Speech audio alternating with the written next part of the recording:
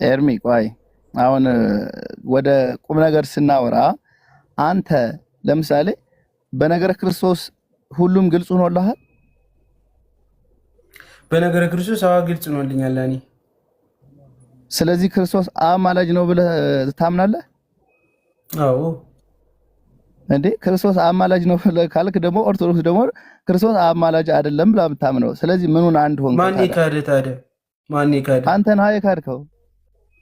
አያር በአንተ እኔ ከካድኩ በእኔ ደግሞ አንተ ነህ የካድከው እኮ። አንተ ኦርቶዶክስ ነበርክ አይደለ? ከዛ ከኦርቶዶክስ ስትወጣ አሁን እኮ ነበርክን አልነበርክን ተወውና እያዳመጥከኝ ከሆነ ማለት ነው አንተ እያልከኝ ያለው እኔም እያልኩት ያሉት አንተ ኢየሱስ ክርስቶስ አማላጅ አይደለም ካልክ አንተ ነህ የካድከው። እኔ ደግሞ አማላጅ ነው ካልኩ አዎ። ለምን ካልከኝ ኢየሱስ ክርስቶስ ይኸውልህ አዳምጥ፣ የሰው ደም አይደለም የፈሰሰ መስቀል ላይ ገብቷል። የሰው ሰም ያውን ሰው ተፈጥሯዊ ዝም ብሎ አንድ ሰው ከፈሰሰ ያ ደም ይደርቃል። ይሄ ኢየሱስ ክርስቶስ መለኮትም ሰውም ነው ገባ? የሰውን ስጋ ተዋህዶ መለኮትም ነው። ስለዚህ ቆይ ልጨርስልህ። ያነ ለአንዴና ለዘላለም እስካሁንም ድረስ ከሚቀጥለውም ዘመናት ድረስ የሚያድን ነው ገብቷ። ትኩስ ነው ደሙ የሚባለው በዛ እኮ። ቆይማ ስብከቱን ተውም። ቆይማ አንተ በክርስቶስ እየሰበኩ እንዴት አድርጌ እሰብካለሁ? እየተማርኩ ያለው ልጅ ኤርሚ በክርስቶስ አልተግባባንም ማለት ነው አይደለ? እኛና ጴንጤዎች አሁን ልዩነታችን በክርስቶስ ነው። ፖይንቱ እዛ ላይ ነው። አዎ። ስለዚህ አሁን ክርስቶስን ብትቀበል ክርስቶስን ባትክድ ከእናቱም ጋርም ይህን ያክል ጭቅጭቅ አትገባም። ካከበራቸው ጋር ይህን ያልሰጣ ገባ አትገባም ነበረ። የእኛን ችግራችን መነሻ እናድርገው ነው እኮ። አሁን መነሻ ስናደርገው ብዙ ነገሮችን በኋላ ላይ በደንብ እንሄድበታለን፣ እናገኛለን። እውነታውን ክሊር እያደረግነው ስንሄድ ይገናኛል። ግንዱ ኢየሱስ ነው። ከኢየሱስ ጀምረህ ማውራት አለብህ ነው።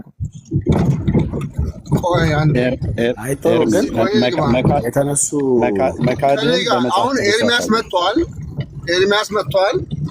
ከኤርሚያስ ጋር እኔ እና እሱ እናወራለን። በቃ ቀላል ነው። አሁን ኢየሱስ ክርስቶስ የምልጃ መጀመሪያ ምልጃ ማለት ሲጀመር ማለት ነው አንዱ ስለሌላው መለመን ነው። ኢየሱስ ክርስቶስ በሰማይ ሆኖ አሁን ይለምናል። በእናንተ አስተምሮ ጌታ ምን ጎሎት ነው የሚለምነው? አንዱ ስለሌላው መለመን ነው ምልጃ ማለት። ኢየሱስ ክርስቶስ ደግሞ ከሄድኩ በኋላ እኔ አልለምንም ይለዋል ቃል በቃል መጽሐፍ ማሳየት ይቻላልኛ። አልለምንም ብሎ ካለ ይለምናል ብሎ ማለት ከየት አመጣው ነው?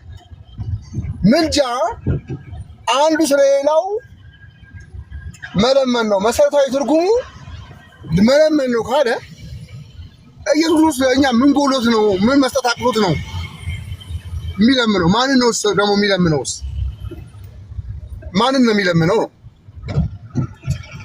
ይሄንን ተራቅጡን ይፈልጋሉ። ሁለተኛ ነገር ደግሞ መንፈስ ቅዱስ የሚማልዳኝ የሚል አለ። ኢየሱስ ብቻ ነው ወይ አማላጅ ብላችሁ የያዛችሁት? እንደተባለው ከሆነ እንደ ቃሉ በቃሉ ብቻ ከሄዳችሁ መንፈስ ቅዱስ ይማልዳል ተብለዋል። ለምን መንፈስ ቅዱስ አማላጅ ለማትሉም ኢየሱስ ብቻ ለምን ትላላችሁ?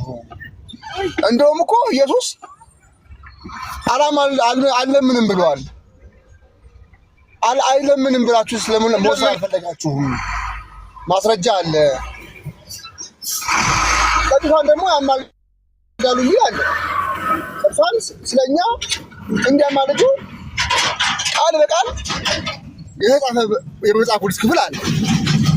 አይ በሰማይ ሲሄዱ አያማልዱ በምድር ግን ያማልዳሉ የሚል ተጽፏል ወይ? ለሰማይ ሲሆን አይ አያማልዱም ለሰማይ፣ አይ ለምድር ደግሞ ይችላሉ ያማልዳሉ የሚል ከፋፍላችሁ እንዴት አስቀመጣችሁ? ማን ከፋፋይ ያደረጋችሁ እናንተን ብዬ ጠይቃችኋለሁ። ቅዱሳን ቃል በቃል ያማልዳሉ ተብሏል። ኢየሱስ ያማልዳል ብላችሁ ሮሜ 8:34ን ከወሰዳችሁ ሮሜ 8:26ን ደግሞ መንፈስ ቅዱስ ይማልዳል ብላችሁ ለምን አትወስዱትም? ይሄ ነው ጥያቄ። ኢየሱስ ደግሞ አልለምንም አለ። ስለዚህ በዚህ ላይ ማውራት ከፈለገ በማስረጃ ከኔ ጋር ማውራት ይችላል። በማስረጃ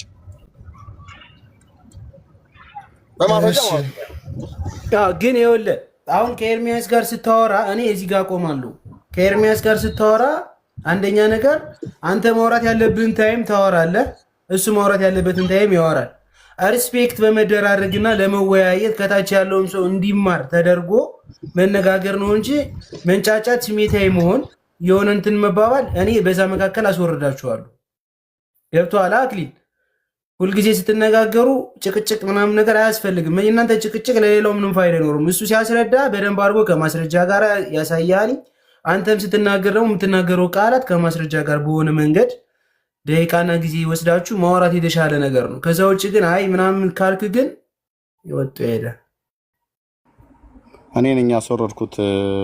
ኤርሚዬ እንኳን ሰላም ብያለሁኝ። ደህና ነኝ እግዚአብሔር ይመስገን። ሁላችሁንም ሰላም ብያለሁ። ወንጌላውያን ወንድሞችና እህቶች ኦርቶዶክሳውያንም። አክሊሉ ማለት አሁን የፎቶውን ቀይሮ የኦርቶዶክስን ቤተክርስቲያን ሎጎ ስላደረገ ነው። የለውም ስንት ኦርቶዶክሳውያን ጨዋ ወንድሞች እና እህቶችን ባወራንበት ከእንዲህ አይነት ስዳደጋ አላወራም። እንደዚህ ነው ያስወረድኩትኝ። ግን ምንድነው አንተና ዲያቆን ስዩም ቅድም የጀመራችሁትን ብትቀጥሉ ደስ ይለኛል። ለዛ ነበር ማዕከል ላይ ጣልቃ የገባሁትኝ። አንተ ማን አክሊሉ የተባልከው ታቸው ሴት እየፈለክ ተሳደብ። ታውቃለህ ደግሞ ይሄንን ዝም ብዬ በሐሰት እንደማልናገር ማለት ነው። ስለዚህ አንተ አይደለም በዚህ ጉዳይ ላይ ለማውራት ከኔ ጋር የምትፈልገው ማለት ነው። ሌሎች ካወሩ ያወራሉ። ግን ዲያቆንና አንተ ቅድም ስታወሩ የነበሩት ላይ ምን አለ ዲያቆን ስዩም ተሳስተሃል አለ። አንተም ደግሞ አይ ኢየሱስ አያማልድም አልቻችሁ እናንተ ተሳስታችኋል አለች። ማይዳኛችሁ እስቲ ቆይ እንደ ወንጌል አማኝ ኤርሚ ኢየሱስ ያማልዳል ብሎ የሚለውን አምናለሁ አለ። እንደ ኦርቶዶክስ አማኝ ደግሞ ስዩም ኢየሱስ አማላጅ አይደለም ብሎ የሚለውን ነው ማምነው አለ። ማን ይዳኝ? ማን ነው ትክክል? ኤርሚ ስዩምን ትክክል አይደለም ይላል፣ ስዩም ኤርሚን ትክክል አይደለም ይላል። ኦኬ ማን ነው አሁን አስታራቂ መሆን ያለበት? አንድ አስታራቂ ነው መኖር ያለበት አይደል? እሱም ምንድነው የእግዚአብሔር ቃል በዚህ ጉዳይ ላይ ምን ብለዋል? በቃ ቃሉን አስታራቂ መሆን አለበት። ሁለታችሁም እንደ ቤተ እምነት ኦርቶዶክስ ወንጌላውያን አማኞችም ናችሁ። ሁለታችሁም በኢትዮጵያ መጽሐፍ ቅዱስ ማህበር ውስጥ ቤተ እምነቶቻችሁ የኢትዮጵያ መጽሐፍ ቅዱስ ማህበርን በበላይነት ይመራሉ። በትርጓሜም አብረው እየሰሩ ነው ያሉት። ስላሴ አማንያን ተባብለው ሁለቱም ኦርቶዶክስም ጴንጤውም ካቶሊክም ካቶሊክ ኦርቶዶክስም ሪኮግናይዝ አድርገው ስላሴ አማንያን ሆነው በአንድነት ማህበሩን ይመራሉ። ስለዚህ ሶስቱም በአንድነት የተረጎሙት የእግዚአብሔር ቃል ብሉይና አዲስ ኪዳን በዚህ ጉዳይ ለምን ይላል? ኦኬ በእጅ ብልጫ እናርገው። ኤርሚ ነው የኤርሚን ኢየሱስ ያማልዳል ብላችሁ ምትሉ እጅ አውጡ ተብሎ ወይ ቁጥር ጻፉ ብለን አንልም። የስዩም ደግሞ ምትሉ የዲያቆን ስዩም ምትሉ ደግሞ ሲጻፉ ብለን አንልም። ዳኛው ማን ነው? የእግዚአብሔር ቃል በዚህ ጉዳይ ለምን ይላል? አሁን ስዩም ያንተን ስተት አንተም የስዩም ስተት እንደ ቃሉ እስኪያሳዩአቸው እኔ ዝም እላለሁ። ታብና ኮፒኒንግ ሼር አድርጉት ወገኖች። እኔ የተከተላችሁ የመጣችሁ በጣም ብዙ ህዝብ ስላለ ታብና ኮፒኒንግ ሼር አድርጉት። ስተትህን ያሳይ፣ ስተቱን እስኪያሳየው እንደ እግዚአብሔር ቃል። ኢየሱስ አማላጅ ነው ብለህ ስላልክ ተሳስተሃል ብለዋል። አንተም ደግሞ ኢየሱስ አያማልድም ብሎ ስላልክ ተሳስተሃል ብለዋል። ዳኛው የእግዚአብሔር ቃል ይሁንና እስኪ እኛ አሳዩን፣ እኛ እንስማ። ሚዩት አደርጋለሁ። ቴንኪው። እሺ ስዩም እንቀጥል አይደል? እናንተ ሀሳብ መስጠት ይችላሉ። ይቅርታ ጋር እዛ ሚዩት አደርጋለሁ። እኔ እና እሱ እንድናወራ ነበረ 9ኛው። እሺ ትንሽ ስለቆየው ይሄ ነው ሀሳብ ልስጥና አንተ ካስፈልገው እወርዳለሁ። እሺ ምንድነው ሀሳብ? ምን ለማለት ፈልጌ ነው? አንደኛ ደረጃ በስላሴ እምነት ላይ ፕሮቴስታንትና ኦርቶዶክስ አንድ አይደሉም። ለምን ከተባለ እኛ የምንቀበለው ጉባኤ ሶስቱን ጉባኤ ብቻ ነው። ፕሮቴስታንት ደግሞ ኬልቄዶን ትጀምራላችሁ። እዚህ ጋር መዋሸት የለበትም። ለዛ ነው። ስለዚህ ሲቀጥል ደግሞ በመጽሐፍ ቅዱስ ላይ በስመ ይማልዳል የሚል ቃል ብቻ አንጠልጥዬ እንጂ ክርስቶስ ይማልዳል እምል ከሆነ ጉድጓድ ውስጥ ነው የምገባው። ለምን ከተባለ ኤርምያስ 7:25፣ ሮሜ 8:26፣ ሮሜ 8:34 እግዚአብሔር ራሱ በኤርምያስ 7:25 ላይ እየማለድኩኝ ብሏል። ለምን የዛን ሰዓት እግዚአብሔርን አማላጅ አልተባለም? ሁለተኛ ሮሜ 8:26 መንፈስ ቅዱስ ለምን ይማልዳል ተብሏል? ለምን እሱስ አማላጅ አልተባለም? ሮሜ 8:34 ሲሆን በግል ይተረጉማለሁ። ልክ ሮሜ 8:26 እና ኤርምያስ 7:25 ሲሆን ግን ኤርሊ ፋዘርስ መጠቀም ከሆነ ይሄ አያስኬድም። ቅድም ደግሞ ለተሰጠው ሐሳብ ኦርቶዶክስና ፕሮቴስታንት በነገረ ስላሴ ላይ በነገረ ክርስቶስና በሚስጥረ ስላሴ ላይ ፈጽሞ አንገናኝም። ለምን ከተባለ በኦርቶዶክስ አስተምሮ በትንቢተ ሚልክያስ ምዕራፍ 3 ቁጥር 6 ላይ እኔ እግዚአብሔር ነኝ አልለዋወጥም ብሏል። በፕሮቴስታንት ደግሞ ኢየሱስ ክርስቶስ ከተዋህዶ በኋላ ባህሪው ተለውጦ እናገኘዋለን። ሁለት ባህሪና አንድ አካል አምጥቶ እናየዋለን። ስለዚህ ቅድሚያ ነገረ ክርስቶስ ላይ ማለትም በክርስቶስ ባህሪ ላይ ሳንግባባ ስለ ምልጃ ልናወራ አንችልም፣ በእኔ እምነት ማለት ነው። ምክንያቱም ግንዱ ኢየሱስ ክርስቶስ ነው። ከምልጃው በፊት ግንዱ ይቀድማል። ስለዚህ በፕሮቴስታንቱ ዓለም ውስጥ ኢየሱስ ክርስቶስ ከብሉይ ኪዳንና በሐዲስ ኪዳን ባህሪው ይቀያያል ማለት ነው። እንግዲህ በእናንተ ኮንቴክስት ከሄድኩላችሁ ማለት ነው። ስለዚህ ማስረጃ አቅርቤላችኋለሁ። በትንቢተ ሚልክያስ ምዕራፍ 6 ላይ እኔ አምላካችሁ አልለዋወጥም ብሏል። አድምጥ። በፕሮቴስታንት ባህሪው ይለዋወጣል ብሎ ያለውን ትምህርት ቪዲዮ አሳየን ወይ መጽሐፍ አምጣ ፍጠን። ምንም መጽሐፍ አያስፈልግም።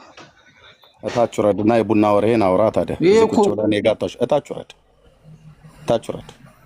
ከመጽሐፍ ወይ ከቪዲዮ ማምጣት አለብህ። አየህ ፕሮቴስታንቱ ይላል ብለህ ስትል ኤርሚያስ ተናገር እውነቱን ጋር ነው የምታወራው። ኦኬ እኔ ኦርቶዶክስ ትላለች ብዬ ስል ወይ የመጽሐፍ ወይ የቪዲዮ ማስረጃ አመጣለሁ። ካላመጣውስ ዝም ብዬ ቡና ወሬ ነው የማወራው ማለት ነው። እኔን እዚህ ቁጭ አድርገህ ፕሮቴስታንቱ እንደዚህ ይላል እንደዚህ ብለህ እንደዚህ ይላል ብለህ ካልክ ቪዲዮ ወይ የመጽሐፍ ማስረጃ ማምጣት አለብህ። ካልሆነስ የቡና ወሬ የምታወራ የቡና ወሬ ደግሞ ታች ሆነህ ማውራት አለብህ ማለት ነው። 9ኛው ሺህ ካልሆነ 10ኛው ሺህ ያደርግሃለሁ ማለት ነው። በመረጃ አውሩ። እሺ ስታወሩ ኦኬ አወራህ አይደል? አሁን ፕሮቴስታንቱን ከሰስክ፣ በስላሴ አንገናኝ ምናምን ነገር አልክ። ቀጥዬ ብጠይቅህ ከንፈርህ ያለበዋል። የኢትዮጵያ ኦርቶዶክስ ቤተክርስቲያን ከወንጌላውያን ጋራ በስላሴ አማንያንነት ከካቶሊክ ጋራ ህብረት እንዳላቸው አታውቅም? አንተ አታውቅም። የት ታውቃለህ? እኔ ጫት ቃሚ ነህ። ምንም የምታውቀው ነገር የለም። ሄድና የኢትዮጵያ መጽሐፍ ቅዱስ ማህበርን ጠይቅ። ኤርሚ አትሳደብ እሺ ወንድምነት። ቻው ሲሚ እታችረድ ይሄን የደብተራው ለፕሮቴስታንት እያለ እዚህ ቁጭ ብሎ ሲዋሽብኝ መረጃ አምጣ ብዬ ስለው የሚዋሽ ውሸታም እታችረዱ ደብተራው ላጅ እንደዚህ እንደ በረሮ አንጠባጥባለሁ ማለት ነው። ካወራችሁ በትክክል አውሩ። በትክክል በመረጃ ህዝብ ሊማር ነው አይደል የሚመጣው እዚህ የተሰበሰበው። ኦኬ ካወራ እኔ ኦርቶዶክስ እንዲህ ይላል ብላ ስትል ወየ መጽሐፍ ወየ ጽሁፍ ወየ ቪዲዮ ማስረጃ ማቅረብ አለብኝ አይደል? ህዝብ ሊያምን የሚችለውን ነገር ማምጣት አለብኝ። ካልሆነስ ያለ መረጃ ማወራ ከሆነ በኦርቶዶክስ ላይ ጥላቻ አለኝ ማለት ነው፣ ወይ ደግሞ ባለ መረጃ ማወራ ከሆነ ዋሾ ነኝ ማለት ነው። እኔ ልሰሙኝ አይገባም። እሱ ቁጭ አድርጎ እዚህ ፕሮቴስታንት እያለ እኮ እምነቴን እኮ ነበር ሲሳደብ የነበረው። ኢየሱስ ይለዋወጣል ብለው አሉ እያለ ማለት ነው። የቱ ጋር ነው እንደዛ ያልነው? የቪዲዮ አሁን ለምሳሌ አንድ ፓስተር ተነስቶ ኢየሱስ ይለዋወጣል ብሎ ያለው የምንቀበለው ፓስተር በኢትዮጵያ ወንጌላውያን ቤተክርስቲያናት ታሪክ ውስጥ የምንቀበላቸው ትልልቅ አባቶች ኢየሱስ ይለዋወጣል፣ ብሉይ ኪዳን ላይ የነበረው ኢየሱስ ተለውጦ ከድንግል ማርያም ሲወለድ ደግሞ እንትን ማም ነገር ሆነ ብሎ የሚል ኦኬ በባህሪው ይለዋወጣል ብሎ የሚል አይነት አስተምሮ ካለ ወይ የቪዲዮ ሰነድ ማምጣት ወይ የጽሁፍ ሰነድ ስታመጣ የተናገርከው ነገር በምስክርነት ስታጸናልን ልክ ነው ወይ ደግሞ ያ የተናገረው ሰውዬ ትክክል አይደለም ብለን እንላለን ማለት ነው። ኦኬ ወንድም ቁጭ ብሎ ሲሳደብ ዝም አልክና እኔ ተስል አትሳደብ ደግሞ ብላልክ ያው እንደዚህ እኔ ስመጣ እንደዚህ። እሺ ሌሎች ካላችሁ ማውራት ትችላላችሁ። መረጃ ካለ እኔ ማውራት የምፈልገው ቅድም ጠይቆ ነበር ወንድማችን እና የተወሰነ ሰው ከቀደም መጀመሪያ የነበሩት ጥያቄ ጋር ትንሽ ከመጨመር አንጻር ነው። ወንድም የሚለውን የአብርሃምን ዘፍጥረት 12 ጀምሮ አብርሃም የወንድሙን ልጅ ወንድም ይለው ነበር እና በአንድ ቤት ያደጉ ሰዎችም ወንድሜ ይባላሉ። ሁለተኛ እኒህ የኢየሱስ ክርስቶስ ወንድም የሚላቸው መጽሐፍ ቅዱስ እና ያዕቆብና ይሁዳ ናቸው። ያዕቆብና ደግሞ ያዕቆብ በመልእክቱ ምን ብሎ ጠራው መሰለ? አሜን። ይሁዳ በመልእክቱ ምን ብሎ ጠራው መሰለ?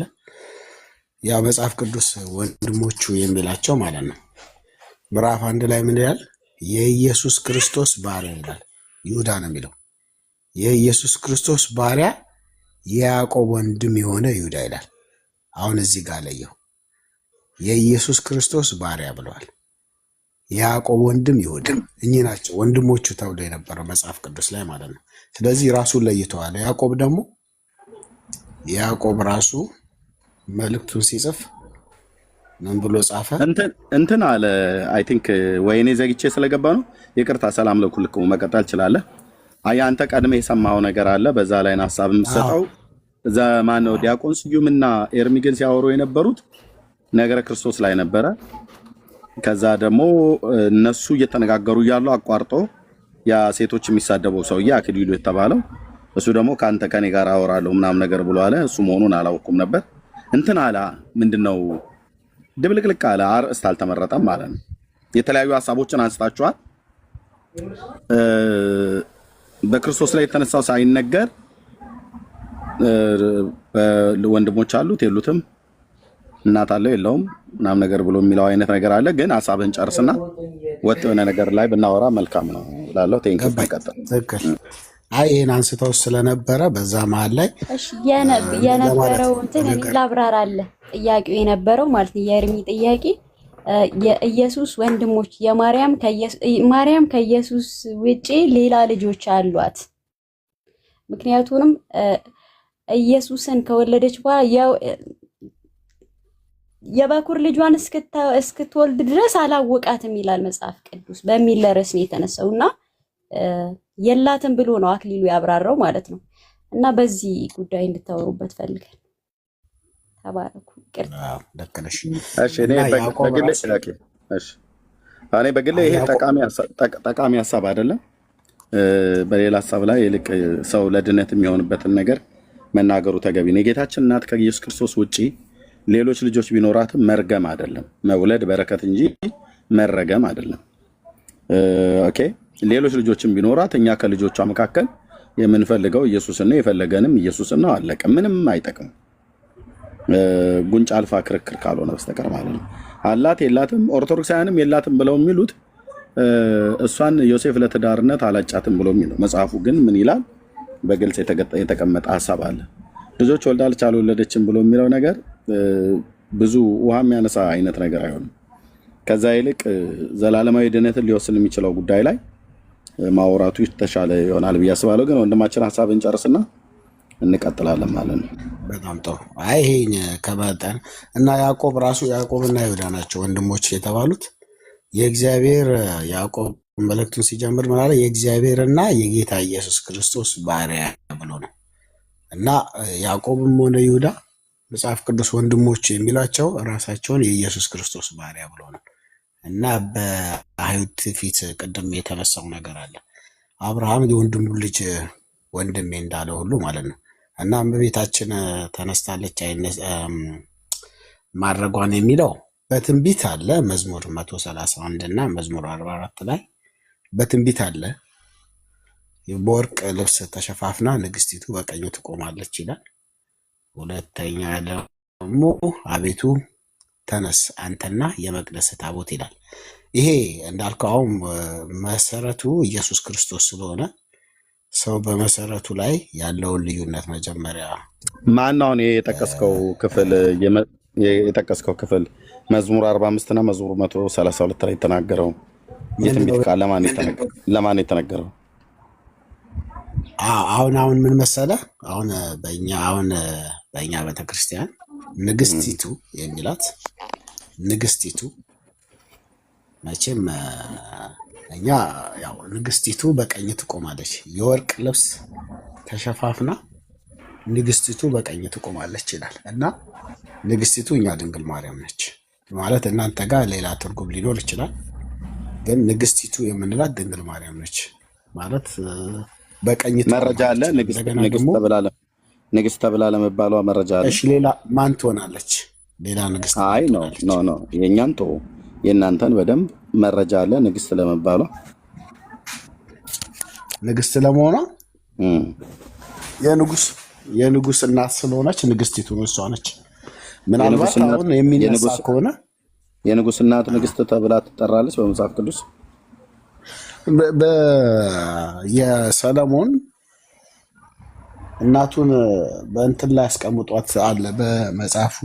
እርግጠኛ አልነበርኩም። በብሉይ ኪዳን ላይ ወንበር አስቀምጦላት በንግስት መልክ አስቀምጧት የሚል አለ። ጥቅሱ ለጊዜ አላስኩትም። ግን ምን መሰለህ አሁን እዚህ ጋር የሚያስማማው ምንድን ነው? ሌላ ንግስት አለች ወይ ነው። አሁን እሺ እሷ አይደለችም። አይደለም ሌላ ንግስት አለች ብሎ ከሌሎች መልስ ከመጠበቅ ይልቅ እናንተ ንግስት ብላችሁ ስትሉ ኦኬ አሁን መጽሐፍ ቅዱስ ልጠቅስ ፈለክ ረሳሁት ብለሃል። ሲጀምር ሰለሞን እንደዛ አላለም። የሰለሞን እናት ቤርሸቫ ናት። ቤርሸቫ ደግሞ የኦሪዮ ሚስት የነበረች ነች አስቀድማ። እሷ ንጉስም ዳዊትም ካገባት በኋላ እንኳን ንግስት ተብላ ተጠርታ አታውቅም መጽሐፍ ቅዱስ ውስጥ ማለት ነው። እናቱ እሷ ናት። ከሱ ውጭ ሌላ እናት የለውም ሰለሞን። ቤርሳቤህ እኮ ቤርሸባ ማለት ነው። ቤርሳቤ ነው። አይ እናቱን አስቀምጦ በእንትን በክብር መልክ አስቀመጣት የሚል አለ እኮ። ምን ንግስት አላት ወይ ነው? እሺ አሁን ንግስት፣ እሺ አሁን ማለት ያውን አከራካይ የሚሆነው ኖ ንግስት አላት ወይ ሰለሞን? የጠቀስከው ሰለሞን ቤርሸባን ቤርሳቤህን ንግስት አላት? ኖ አይደለም። በክብር አምጥቶ እንዳስቀመጣት ይናገራል። አሁን እኛ እሱን አለ እንዴ እናቱን ታዲያ እያዋረደ አይጥላትም። እኛ እያልን ያለ ነው ንግስት አላት ወይ? ንግስቲቱ በቀኝ ትቆማለች ብሎ ማለት የንጉስ እናት ንግስት ትባላለች ወይ ነው የኛ ሙግት ማለት ነው። አትባልም። ትባላለች ብለህ ካልከኝ ግን በመጽሐፍ ቅዱስ ውስጥ የንጉስ እናት ንግስት ተብላ ተጠርታ ታውቃለች ወይ? እሱን መሰረት አድርገህ የመዝሙር 45 ንግስቲቱ በቀኝ ትቆማለች ብሎ የሚለውን ቃል ልታጸናው ትችላለህ ወይ ነው እያልኩ ያለሁት። ኦኬ አሁን ይኸውልህ ምን መሰለህ፣ አሁን አንተ አሁን ይኸውልህ አንተ ኮንትሮቨርሲ ወይም በተቃርኖ ስትመጣ ይሄ ትንቢት ለማን ይመስልሃል? እስቲ አሁን አንተ ተሳስቼ ነው በል እና ከዛ አይ ተሳስቼ ነው የኛ ትርጓሜ ትክክል አይደለም። ኦኬ ተከለ የኛ ትርጓሜ የተሳሳተ ነው። ኤርሚያስ እውነቱን ግን ንገረኝ ብለህ ካልክ እነግርሃለሁ። ቀጥዬ ማለት በእውነት ደስ ይላል። ኦኬ በመጀመሪያ ግን የኛ ትርጓሜ የኔም ይሁን የኦርቶዶክሳውያን ትርጓሜ ተሳስተናል በዚህ ቃል ላይ በለ። አልተሳሳተም። እሺ ወይ ደግሞ መልስ የለንም በል ነው ነገርኩህ እኮ። መልስ ካለ መልስ ስጠኝ። አይ ጠምን የሚያረካ መልስ ስጠኝ። አዎ በወርቅ ልብስ ተሸፋፍና የሚለው ወርቅ እሱማ ጥቅሱን ነው የጠቀስከው። በሱ ቃል መሰረት የንጉስ ሚስት ንግስት ተብላ የተጠራችበትን በሌላ የቅዱሳት መጽሐፍት እስኪ ያጽናልኝ። የንጉስ ሚስት አይደለም ማን? የንጉስ እናት ንግስት የተባለችበትን እሱን ቃል በሌላ የብሉይ ኪዳን ወይ የአዲስ ኪዳን መጽሐፍት ቃል አጽናልኝና ራዕይ 12 ላይ ያዳምጣል። ራዕይ 12 ቁጥር ስንት? ከአንድ ጀምሮ ለሚሲ ምን ይላል? ላይ ታላቅ ምልክት በሰማይ ታየ። ፀሐይን ተጎናጽፋ ጨረቃ ከእግሮቿ በታች ያላች በራሷ ላይ የ12 ከዋክብት አክሊል የሆነላት አንዲት ሴት ነበረች። እርሷም ጸንሳ ነበር፣ ምጥም ተይዛ ልትወልድ ተጨንቃ ጮኸች። ይሄ ሌላ ምልክት ቀይ ዘንዶ ሄድና አሕዛብን ሁሉ በብረት በትር ይገዛቸው ዘንድ ያለውን ልጅ ወንድ ልጅ ወለደችው ይላል። አሕዛብን ሁሉ በብረት በትር ይገዛቸው ዘንድ ያለውን ልጅ ወንድ ልጅ ወለደችው። ልጇም ወደ እግዚአብሔርና ወደ ዙፋኑ ተነጠቀ ይላል። እቺ ማነች?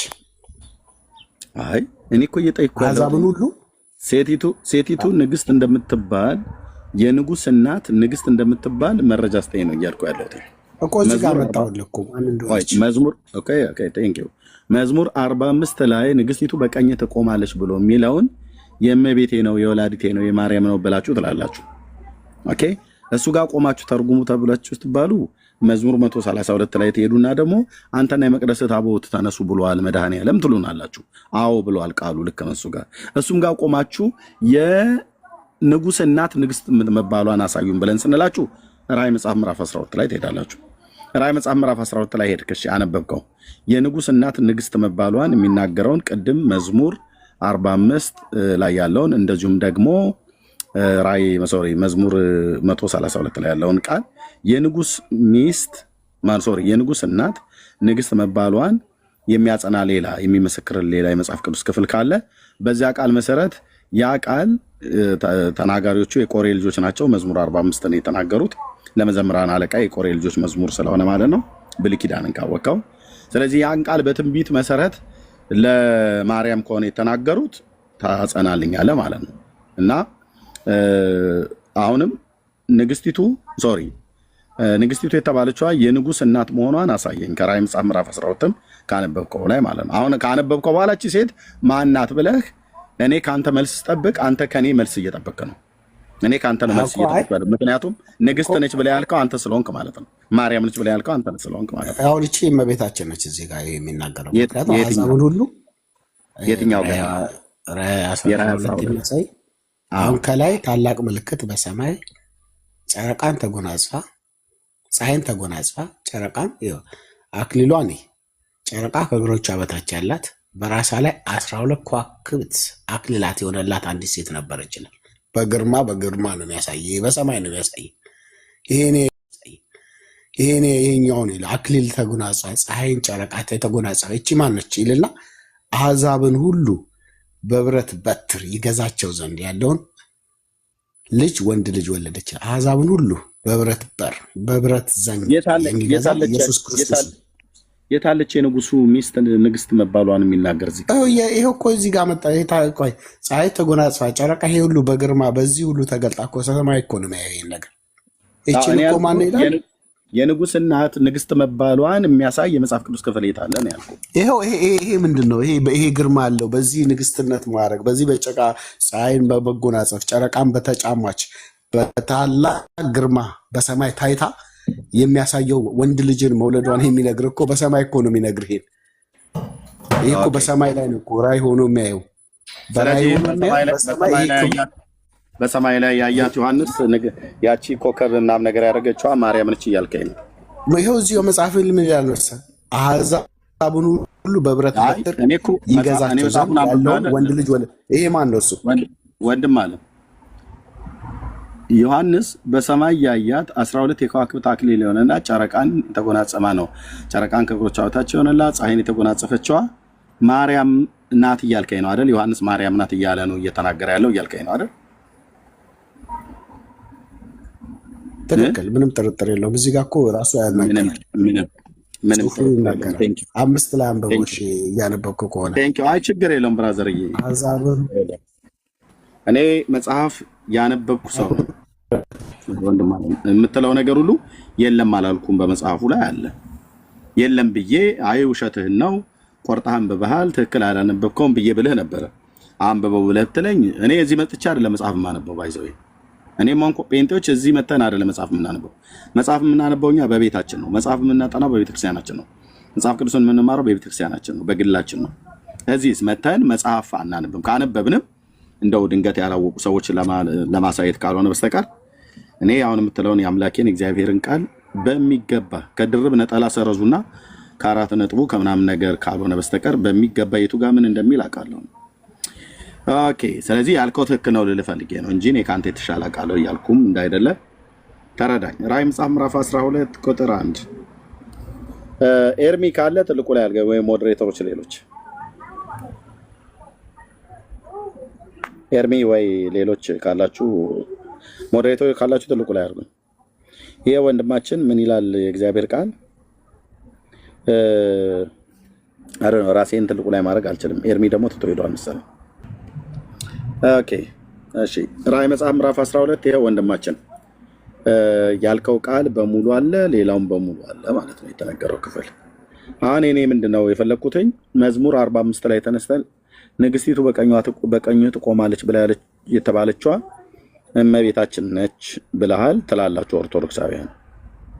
ማርያም ናት ትላላችሁ። ያ ክፍል ላይ ተነገረላት የንጉሱ እናት ንግስት ትባላለች ብለህ ስላልከኝ የንጉስ እናት ንግስት መባሏን የሚያሳይ እዚህ ክፍል ላይ ያሳየኝ ነው እያልኩ ያለሁት።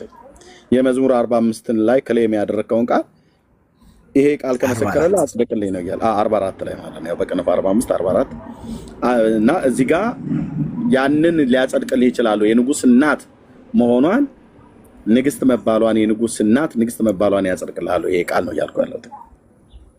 ይሄ ምልክት ይሄ ፀሐይና ጨረቃን ተጎናጽፋ በሁሉ ግርማ የተገለጠች የንግስትነት ምልክት ነው። እዚህ ላይ እሷም ብሎ ወንድ ልጅ የወለደችው ልጅ ነው ይላል። ይሄ ደግሞ ቅድምም በተነሳው ተጨማሪም ይሆናል።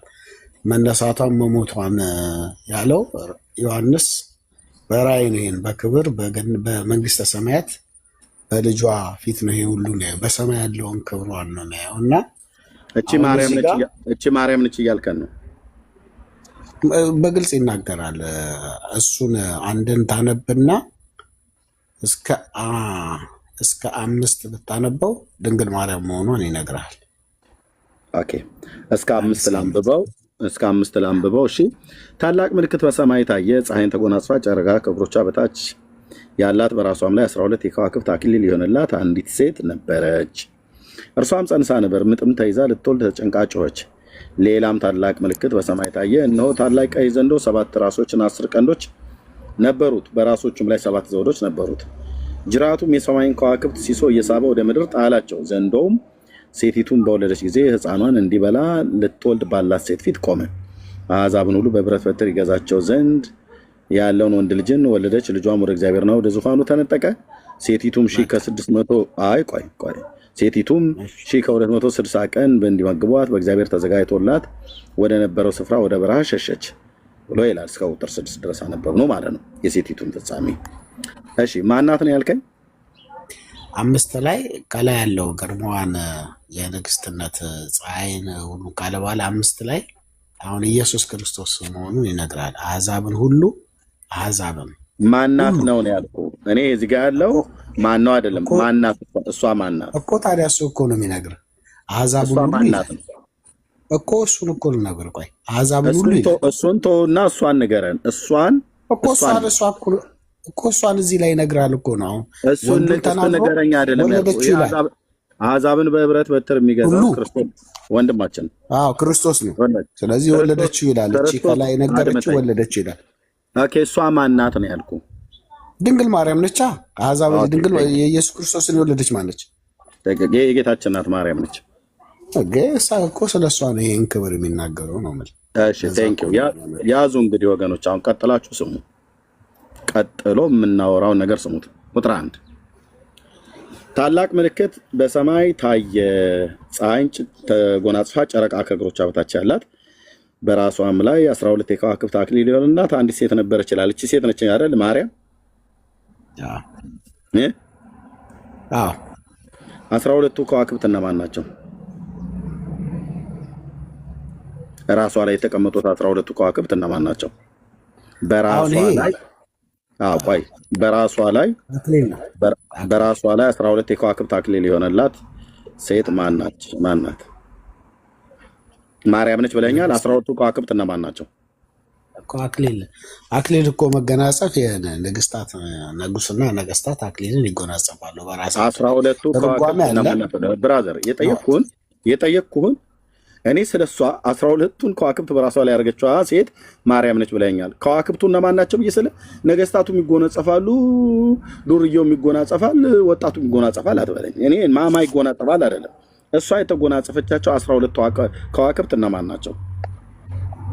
በራሷ ላይ የሆኑ 12 ቅድም ስለ ንጉስና ነገስታት ነገስት ስለመሆኗ ስንናገር ነገስታቶች ዘውድ በራሳቸው ላይ ይጎናጸፋሉ። አሁን ትርጓሜ እኔ እኮ አልጠየኩም። እኔ ነገስታቶች ጭንቅላታቸው ላይ ዘውድ ነው የሚያደርጉት፣ ቦቴ ነው የሚያደርጉት፣ ጭድ ነው የሚከምሩት፣ ጨርቅ ነው የሚጠመጥሙት። አልጠየኩም። የኔ ጥያቄ አይደለም። የኔ ጥያቄ እዚህ ጋር የተጻፈችው ያስነበብከኝ ቁጥር 6 ድረስ ማርያም ነች አልከኝ። ኦኬ ትርጓሜ ውሃው ሲባላት ያዩታላችሁ ወንድሞች ናቶች። 12ቱ ከዋክብት አክሊል በራሷ ላይ የሆነላት ማርያም ነች ብለህ ስላልከኝ እነዚህ 12ቱ ከዋክብት እነማን ናቸው ብዬ ስልክ ነገስታቱ ቦቴ ያደርጋሉ፣ ነገስታቱ አክሊል ይደፋሉ አትበለኝ። የኔ ጥያቄ አይደለም። የኔ ጥያቄ ከዋክብቱ እነማን ናቸው ነው ያልኩህ። የደፋቻቸው በራሷ ላይ ያደረገቻቸው ከዋክብት ማርያም በራሷ ላይ ያደረገቻቸው ከዋክብት እነማን ናቸው ነው ያልኩህ። በጣም ጥሩ። ይሄን መጀመሪያ ነገስታት አክሊል ያደርጋሉ ያልኩበት ምክንያት የንጉስ እናት ንግስት የሚለው የታለ የሚለውን ነገር ቀድም ስላነሳ ነው። ወንድም ገብቶኛል። ለምን እንደመለስኩ ነው እንደዛ ነው። ኦርቶዶክሳዊነት ማለት ያልተጠየቀውን የሚያወራ ትውልድ ተብሎ እንዲባል አታድርጉ ወገኖች። ኦርቶዶክሳዊነት ማለት ያልተጠየቀውን የሚያወራ ያልተባለውን አይነት አታስመስሉ። የጠየቁ ጥያቄ አድምጠኝ። የጠየቁ ጥያቄ ልብ ብለህ ሰምተኛል፣ ደግሞ አድምጠኛል። እኔ ነገስታት ዘውድ ይጭናሉ፣ ቦቴ ያደርጋሉ፣ ጭድ ይከምራሉ አልወጣኝም፣ አልጠየቁም። ኦኬ መዝሙር 45 ላይ ተነስተህ የተናገርከው ንግስቲቱ በቀኙ ትቆማለች ብሎ የሚለውን ቃል እሱን ሊያጸድቅልኝ ይችላል ብለህ ያልከው የመጽሐፍ ቅዱስ የራእይ መጽሐፍ ምዕራፍ 12 ላይ የጠቀስከው ጥቅስ ምንም አያወራም። ስለዚህ ምንድነው ያርከው? አይ ይኸው ንግስት ናትና ብለህ አልከኝ። ንግስታት ዘውድ ይጭናሉና እሷም ንግስት ነች። ስለዚህ ዘውድ ጭናለች ነው። በጫነችው ዘውድ ላይ 12 ከዋክብት አሉ። እነዚህ 12 ከዋክብት እነማን ናቸው ነው እየጠየኩ ያለሁት። እሷ ማርያም ነች ብለህ ስላልከኝ 12 ከዋክብት እነማን ናቸው ወንድም አለ? ትርጓሜ ነው የምጠይቀኝ? አዎ እነማን ናቸው? ራሷ ላይ ጭንቅላቷ ላይ የተቀመጡባት። አዎ ግን ድንግል ማርያም መሆኗን ተግባብተናል አይደል? እኔ አልተግባባንም። ማናት ነው ብዬ የምልህ ይሄን ትርጓሜ ስትነግረኝ ነው ያኔ ተግባባለሁ። ማርያም ናት የጌታዬ እናት ብዬ እንድልህ እየጠየኩን ጥያቄ እውነት አድርግልኝ እንስጥ ማለት ነው። ኦኬ አይ በጣም ጥሩ። ስለዚህ እኔ መልሼዋለሁ። ሌላ በቃ አልመለስ ከአቅሜ በላይ ነው። ወንድም አለ ቁጥር 5 ላይ አሕዛብን በብረት በትር ብራዘር አሕዛብን በብረት በትር የወለደውን ማነው የሚገዛውን ወንድ ልጅ ወለደች ነው ብሎ የሚለው ክፍሉ ያለው ይሄ ደግሞ ክርስቶስ እንደሆነ መጽሐፍ ቅዱስም የሚነግረን እውነት ነው።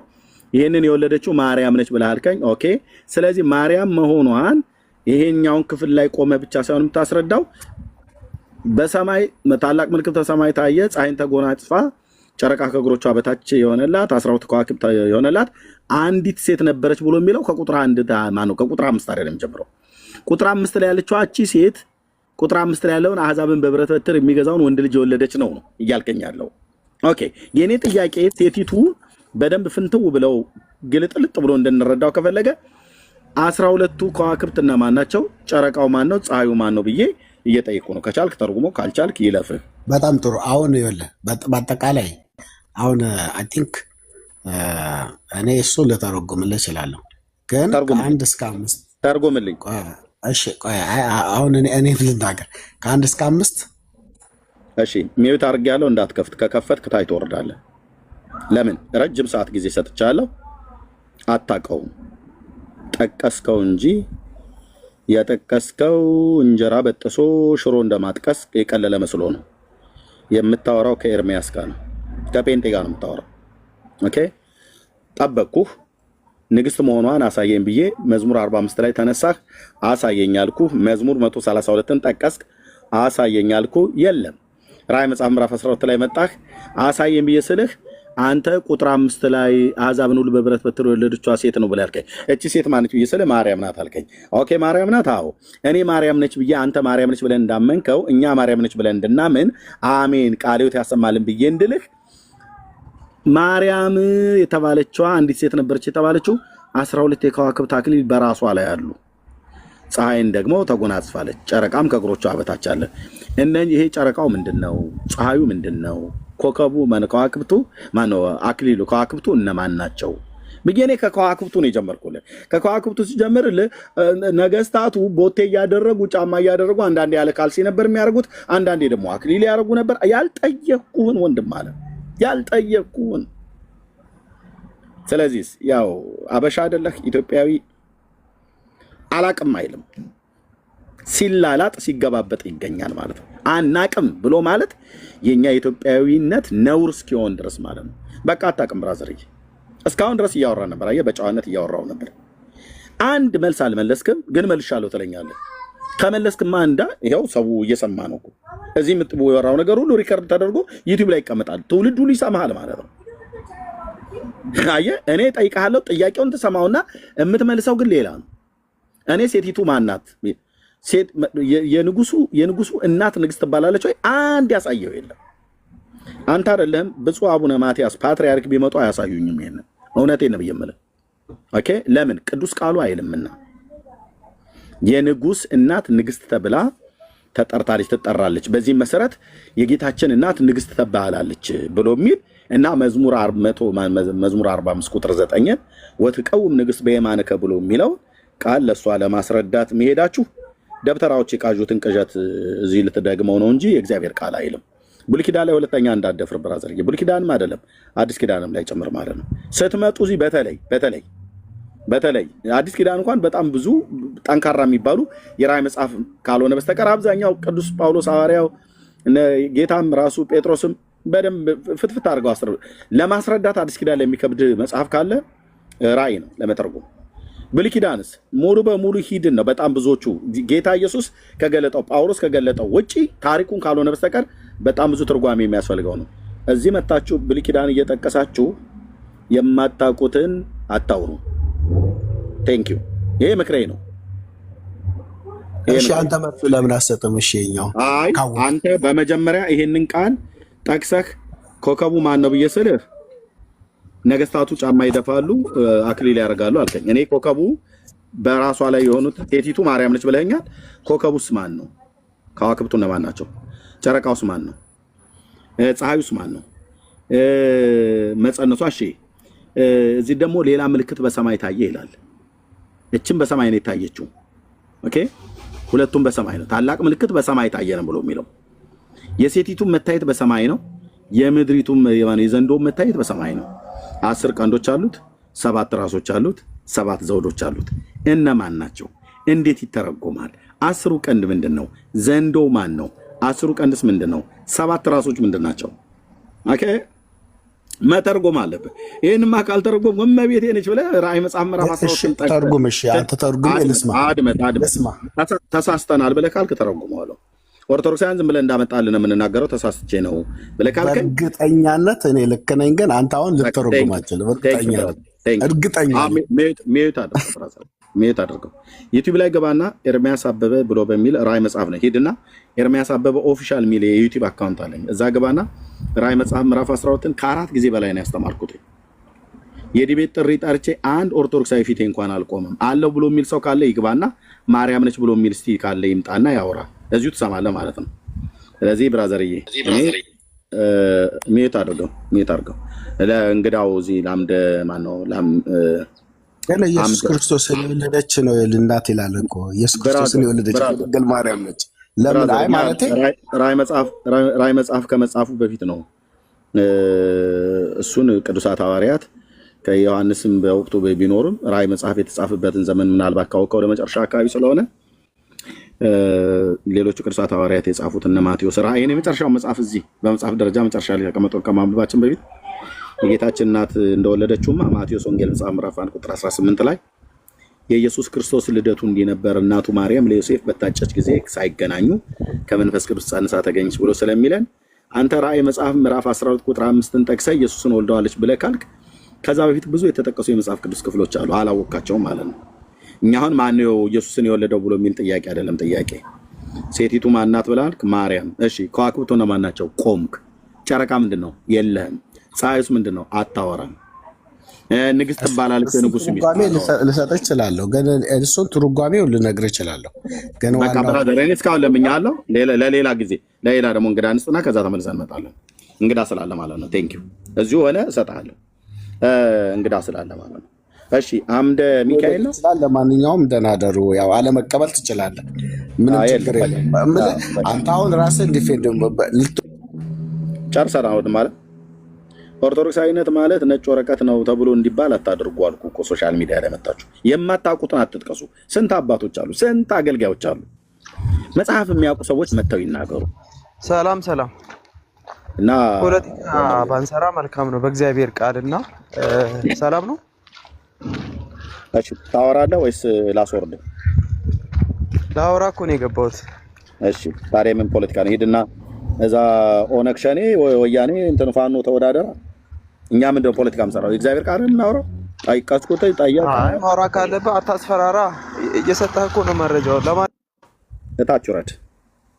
ሌሎች ካላችሁ ነው ሌላ ማውራት የሚችል ሰው ካለ መጽሐፍት ላይ ተንተርሶ የጠየቅነው ጥያቄ ለመመለስ እኛ ምን የሚጠይቀን ጥያቄ ለመመለስ ዝግጁ ስለሆነ ማለት ነው። እንዴ አንድ ጥያቄ ስትጠየቁ ረገጥ አድርጋችሁ እንኳን ቀጥታ ቆማችሁ እንኳን አታወሩ ማለት ነው። ኦኬ ቀደም ኤርሚ ሲጠይቅ ነበር። ለጠይቃችሁም ጥያቄ መልስ አትሰጡም። ኦርቶዶክሳዊ ማለት ስትጠይቀው መልሶ የሚጠይቅ እንጂ የጠይቀውን የማይመልስ ትውልድ ማለት ነው። ለምን አብዛኛው ወጣት አሁን እዚህ መጥቶ የሚገባው ጫቱን ተፍቶ ነው የሚመጣው። እዚህ ማነሽ ውሃ ትሰጪኝ ብሎ ቱፍታውን ተፍቶ ነው የሚመጣው። መጽሐፍ ሳታነብ፣ ቅዱሳት መጽሐፍትን ሳታነብ፣ በሰንበት ትምህርት ቤት ሳትገባ፣ የማታ ጉባኤ ሳትማር ቲክታክ ከፍተህ ጫትን ዞርባ ጫትን ይዘህ ገለምሶ ገባ እንዴ አወደ አልመጣም እየተባባልህ ከዛው ላይ ያለ ገዝተህ ትልካለህ። መርቀነህ ወይ ጠጥተህ ማለት ነው። ቁጭ በሉና መጽሐፍ ቅዱስ አንብቡ ኦርቶዶክሳውያን ወገኖች። ካልሆነስ እንደዚሁ ጴንጤ እየሳቀብህ መቀለጃ ሆነ ትቀጥላለህ ማለት ነው። ሶሻል ሚዲያ ላይ ትመጣለህ፣ ትጠይቃለህ፣ መልስ የለህም። እናት ተብላ ትጠራለች ወይ? አይደለም የኔ ጥያቄ። የጌታችን እናቱ አይደለች? አዎ። ንግስት ተብላ ትጠራለች ወይ? መዝሙር 45 ቁጥር 9 ጠቅሰህ የክርስቶስ እናት ንግስት ተብላ ትጠራለች፣ ስለዚህ ንግስቲቱ በቀኙ ትቆማለች ብሎ የሚለው ልታስረዳ ትችላለህ ወይ? በቃ ብራዘር ወረክ እኮ የተሰጠህን እድል አልተጠቀምክም። እታች ታብ ኮፒ ሊንክ ሼር ነው ማድረግ ያለብህ። አምደምቄ እኔ ለአንተ እንደውም ጊዜ ለመስጠት ነበር ቶሎ ቶሎ ፈጠና አድርገው ብዬ ያኛውን ወዘልፈኒ ማለት ነው የለውም ማለት ነው። እሺ ቴንክ ዩ ካላችሁ መምጣት ትችላላችሁ። ስትመጡ ግን በስርዓት እናወራ። ሰላም ነው ቤሊኒ። እንዴት ነህ ወንድማችን በልኝ? እንዴት ነው? ሁሉ ሰላም እግዚአብሔር ይመስገን። እኔ የምልህ አሁን ይህንን እዚህ ጋር ማርያም ነች ብለው ሲጠቅሱ ምን አርጊውመንት ሊያመጡ ፈልገው ነው? ስለ ምልጃ ነው? ስለምንድን ነው አሁን እዚህ ጋር ማርያም ነች ብለው መጥቀስ የፈለጉት? የንጉስ ሚስት የንጉስ እናት ንግስት ትባላለች ብሎ ለማለት ነበር የጠቀሰው። አረ እንደው ጠቅላላ እነሱ አሁን ብዙ ጊዜ ራዕይ 12 ላይ ማርያም ነች ብለው ሲጠቅሱ ምን ለማስረገጥ ፈልገው ነው? ስለ ምልጃ ሊያመጡ ነው? ምን ሊያመጡ ነው? ምንም እስከሚገባኝ ምንም። ግን ብዙ ጊዜ ይጠቅሱታል፣ ይሄን ክፍል ይጠቅሱታል፣ ግን አይጨርሱትም። አዎ እኛም እየጠየቅን ነው።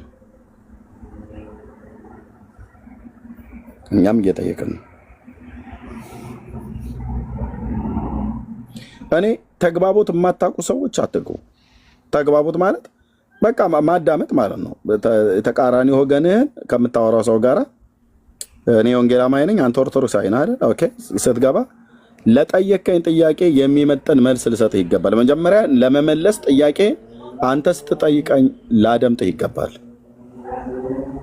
እኔ ስጠይቅህ ልታደምጠኝ ይገባል። ለጠየቅኩት ጥያቄ የሚመጥን መጽሐፍ ቅዱሳዊ መልስ መስጠት አለብህ። ለእኔ ብቻ አይደለም የምሰጠኝ፣ እዚህ ላለ ትውልድ ሁሉ ነው የምሰጠው። ለአንተ ብቻ አይደለም የምሰጠው፣ እዚህ ላለ ትውልድ ሁሉ ነው የምሰጠው። ኦኬ አንተ ለጠየቀኝ ጥያቄ የሚመጥን መልስ የማልሰጥ ከሆነ እዚህ ያለ ትውልድ ፊት ኤርሚያስ ገለባ እየሆነ ነው ማለት ነው። ለተጠየቀው ጥያቄ የሚመጥን መልስ የማይሰጥ ተብሎ ይሳቅብሃል ማለት ነው። እኔ ጠይቄ የሚመጥን መልስ ማለት ጥያቄውን ማዕከል ያደረገ ማለት ነው።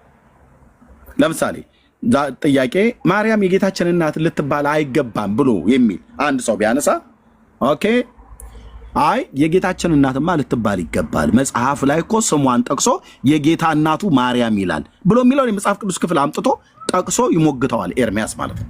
ትባላለች እንጂ እንዴት ነው የማትባለው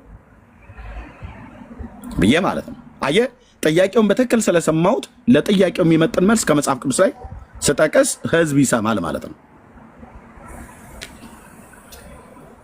እሱ እንደዛ ብሎ ቢል ግን ማርያም የጌታችን እናት ልትባል አይገባም ብሎ ቢል እኔ ደግሞ ከተራራ ስር የሚፈልቅ ጸበል በፍጹም አስፈላጊ አይደለም ብዬ ብል የጠየቀኝ ጥያቄ ነው የመለስኩት መልስ ለጠየቀኝ ጥያቄ ተገቢ መልስ ነው የመለስኩት? አልመለስኩም። እሱ ስለ ጌታና ስጠይቀኝ እኔ ስለ ጸበል ማወራ ከሆነ አራምባና ቆቦ ፍየል ወደዛ ቅዝምዝም ወደዚህ እንደሚባለው ማለት ነው። ኦርቶዶክሳውያን እንደዛ ናቸው ከጥቂቶቹ በስተቀር። ረገጥ አድርገህ በመጀመሪያ የምታወሩትን ከንዴት ከስሜት ከብሽቀት ወጣችሁ ተናገሩ። ካልሆነስ ያው አፍረት ወጣለ ማለት ነው ከዚህ ትውልድ ፊት ማለት ነው።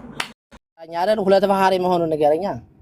አርስታችን አይደለም እኮ አልኩ። ይኸውልህ ስሞት ይላችሁ አርስታችን ነበር እሱ ስናወራ የነበረው አይደለም። እሺ በቃ ኢየሱስ ክርስቶስ አሁን ስታወሩ የነበረው ኢየሱስ ክርስቶስ አላስታረቀንም አሁንም እያስታረቀን ነው ትላለህ። ኢየሱስ ክርስቶስ ማስታረቁ አቅቶት ነው አንዴ አሁንም እያስታረቀ ያለ? መልስልኝ እሱ። እሺ ኢየሱስ ክርስቶስ አስታራቂ መሆኑን መጽሐፍ ቅዱስ ይናገራል። ኦርቶዶክሳውያን ግን ይክዱታል። ልብ በሉ፣ ኦርቶዶክሳውያን ይክዱታል። ኢየሱስ አስታራቂ መሆኑን መጽሐፍ ቅዱስ ይናገራል። ኦርቶዶክሳውያን ግን ይክዱታል። ኢየሱስ ክርስቶስ አማላጅ መሆኑን መጽሐፍ ቅዱስ ይናገራል። ኦርቶዶክሳውያን ግን ይክዱታል። ኢየሱስ ክርስቶስ መካከለኛ መሆኑን መጽሐፍ ቅዱስ ይናገራል። ኦርቶዶክሳውያን ግን ይክዱታል። ለምን? ስለሚጠሉት። ይሄንን ሁሉ ለማን ሰጥተዋል? ይልቁንም ክርስቶስ መካከለኛ ነው ብለው የሚለውን ትተው ማርያም መካከለኛ ነች ብለው ይላሉ።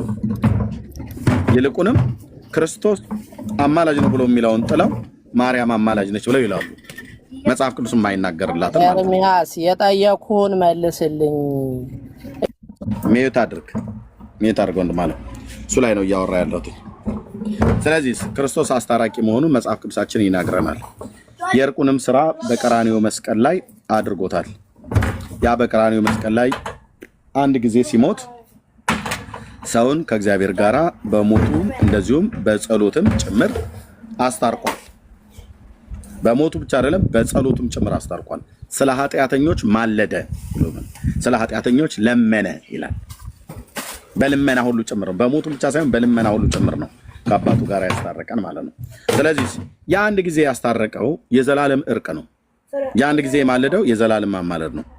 ክህነቱ ዘላለማዊ እንደሆነ ሁሉ ያቀረበው በክህነት ውስጥ ያገለገለው አገልግሎት ሁሉ ዘላለማዊ ነው። እስከ ዕለተ ምጽአት እስከ ዳግም ምጽአት ድረስ ለሚመጡት ሁሉ ሲሰራ ይኖራል ማለት ነው። ስለዚህ መልሳችን ይሄ ነው። ቴንክ ዩ። የሊቀ ካህናት ስራው ምንድን ነው? አይ ብራዘርዬ መለስኩልህ። አይ የጠየኩ ነው። እዚህ ላይ ሊቀ ካህን ሆኖ ነው እያማለደ ያለ ስላልከኝ አሁን በአብ ቀኝ የተቀመጠ ነው የሚለውና በአብ ቀኝ ሊቀ ካህን ሆኖ ነው ያለው። በአብ ቀኝ የተቀመጠ ነው ብቻ የሚለው በአብ ቀኝ የተቀመጠ ነው የሚለው አልቆመም። ኖ የቆም ሊቀ ካህናት ማለት ቆሞ ነው አገልግሎት የሚሰጠው እና ሊቀ ካህንነቱ አሁንም እያገለገለ ነው የምትለው አንተ። የተቀመጠ የተቀመጠ አብ ግራና ቀኝ ኑሮት ነው። የጠየቅኩን ስማኝ ወንድም ማለት ነው። የተቀመጠ ብለህ ስላልከኝ ኢየሱስ አልቆመም ወይ እያልኩ ነው። በሰማያት የተቀመጠ ነው የሚለው የቆመ ሳይልም የተቀመጠ ነው የሚለው የቆመ ሳይልም ወይ ነው እያልኩ ያለሁት። የተቀመጠማ ይላል። የቆመ ሳይልም ወይ ነው እያልኩ ያለሁት። ይማልዳል ከሚለው የተቀመጠ ነው የሚለው እናንተ ይማልዳል ለምትሉትን ማለት ነው። የቆመ ሳይልም ወይ ነው እያልኩ ያለሁት። ልብ በሉ። ሶስተኛ አላልኳችሁም? 5 ደቂቃ አይሞላም። አሁን ከሁለት ጥያቄ በኋላ እታች ይወርዳል ማለት ነው። ምክንያቱም ልብ በሉ የተቀመጠ ይላል። እኔ እየጠየኩት ያለሁት ምንድነው? የቆመ ሳይልም ወይ እያልኩት ነው። መልስልኝ። የተቀመጠ ይላል። አዎ ልክ ነህ። ወነበረ በየማነ አቡ ይላል። በአባቱ ቀኝ የተቀመጠ ይላል። የቆመ ሳይልም ወይ ነው እያልኩ ያለሁት። ቶሎ በል ጽዋህም ነው ሙላው። ፈጠን አድርግና አንተ ታች ወርደ ሌሎች ይመጣሉ ማለት ነው። 5 ደቂቃ አያወሩም። የተቀመጠ ብሎ እንደሚለው መጽሐፍ እንደሚል መስክሬልሃለሁ። አንተ ያልከው ልክ ነው፣ ትክክል ነው ይላል። የተቀመጠ ይላል። የቆመ ሳይልም ወይ ነው እየጠየቅኩ ያለሁት። አፍጥ ነው ስነ የጠየቁን መልስልኝ አልኩ መጀመሪያ ነው። ያው እየመለስኩልህ ነው። የተቀመጠ ብሎ እንደሚለው የቆመ ሲላል እና የተቀመጠ ምንድነው የሚለው? አሁን ሊቀ ካህንነቱ ያገለግላል ይማልዳል ማለት እታች ወረድ። እድል ተሰጥቷል። አየ እድል ተሰጥቷል። የተቀመጠ ይላል። የቆመ ሳይልም ወይ ይላል። ይሄ የተቀመጠ ላሳያችሁ መጀመሪያ ሮሜ መልስ መጽሐፍ ምዕራፍ ማነው ሮሜ 8:34 ላይ በአብ ቀኝ ያለው ብሎ የሚለው ማለት ነው። ሶሪ ማነው ዕብራውያን መልእክት መጽሐፍ ምዕራፍ 1 ላይ ማለት ነው። ሶሪ ዕብራውያን መጽሐፍ ምዕራፍ 1 ላይ በተለይ ከቁጥር 3 ጀምሮ እርሱ የክብሩ መንጸባረቅና የባህሪው ምሳሌ ሆኖ ሁሉም በስልጣኑ ቃል እየደገፈ ኃጢአታችንን በራሱ ካነጻ በኋላ በሰማያት በግርማው ዙፋን ቀኝ በግርማው ቀኝ ተቀመጠ ይላል። ያው መቀመጡን ይናገራል። እኔ ካድኩ አልካድኩም ግን የተቀመጠ ብቻ ነው ብሎ የሚለው ወንድሞች ኢየሱስ ስለ ኢየሱስ ክርስቶስ ሲናገር አይልም። የቆመ ሲላል አይልም ወይ ነው ሊመልስ አልፈለገም። ምክንያቱስ ኦርቶዶክሳዊ ነው። ጊዜ መፍጨት ነው የሚፈልገው። መጨቃጨቅ ነው የሚፈልጉት። ኦኬ አሁንም 4ኛ ገብቷል። ቀጥሉ፣ እዩ፣ ሪካርድ አድርጉ። 5 ደቂቃ ወይ 3 ደቂቃ አያወሩ። ያወራሉ፣ ሐሳብ ያነሳሉ። ከዛስ ጥያቄ ስጠይቋቸው ጥያቄ ጠይቀኝ፣ እኔ መለስኩለት በአግባቡ። ጥያቄ ስጠይቋቸው ግን አራምባና ቆቦ ይረግጣሉ። ለምን? እላያቸው ላይ ቀጥሎ የሚመጣውን ነገር መቋቋም ስለማይችሉ ማለት ነው። ቴንክ ዩ። እሺ የመጣው ሰው እንዴት ነው ማንበው? ምን አልከኝ? እንዴት ነው ስምን ማንበው? ይቅርታ ቆጫማ እባላለሁ። እሺ ቆጫማ፣ እንዴት ነህ? ሰላም ነው? ከየት ቤተ እምነት ነው? ከኦርቶዶክስ ተዋህዶ ክርስቲያን ነኝ። ቴንክ ዩ። እሺ እየተነጋገርን ባለበት ላይ ታወራ ነው የመጣው? ቴንክ ዩ። ኦኬ ስለዚህ በመጀመሪያ ከቆጫማ ጋር ከመቀጠላችን በፊት ተቀመጠ ብቻ ብሎ የሚለውን ዕብራውያን መልክ መጽሐፍ ምዕራፍ 1 ላይ ቁጥር 3 ላይ አንብባችሁ ብቻ አትቆሙ። ዕብራውያን 8 ላይ ስታነቡት ደግሞ መቆሙን ደግሞ ይናገራል። ይኸው መቆሙን ደግሞ ላሳያችሁ። ስለ ኢየሱስ ስታወራ ተቀመጠ ብሎ ይላልና የተቀመጠ የማይማልድ የተቀመጠ የማይሰራ አድርገህ አታውራ። ኦኬ ተቀመጠ ተብሎ ሲባል እኛ በርጩማ ላይ እንደተቀመጠ እንደዛ አይነት አይደለም። ኦኬ ወንድም አለ ከተናገርነው ዋና ነገር ይሄ ነው። በሰማያት በግርማው ዙፋን ቀኝ የተቀመጠ እንዲህ አይነት ሊቀ ካህን አለን ይላል። ይሄ የተቀመጠ ደገመው ማለት ነው። የዕብራውያን 1:3 ላይ ያለውን እዚህም ጋር ደግሞ የተቀመጠ እንዲህ አይነት ሊቀ ካህን አለን ብሎ ካለ በኋላ ይታያቸዋል። የተቀመጠ ብሎ የሚለው ኦኬ ይኸውልህ የተቀመጠ ካለ በኋላ እርሱም የመቅደስና የእውነተኛይቱ ድንኳን አገልጋይ ነው። እሷም በጌታ ሳትሆን በሰው የተተከለች ናት ይላል። ኦኬ ስለዚህ በዚህ ክፍል ላይ እንደውም የግዕዙ ቃል ሊቀ ካህናት ዘይቀውም ሎሙ ለቅዱሳን በደብተራ ስም እንተ እግዚአብሔር ተከላ ውእቱ ኢየሱስ ክርስቶስ ነው የሚለው።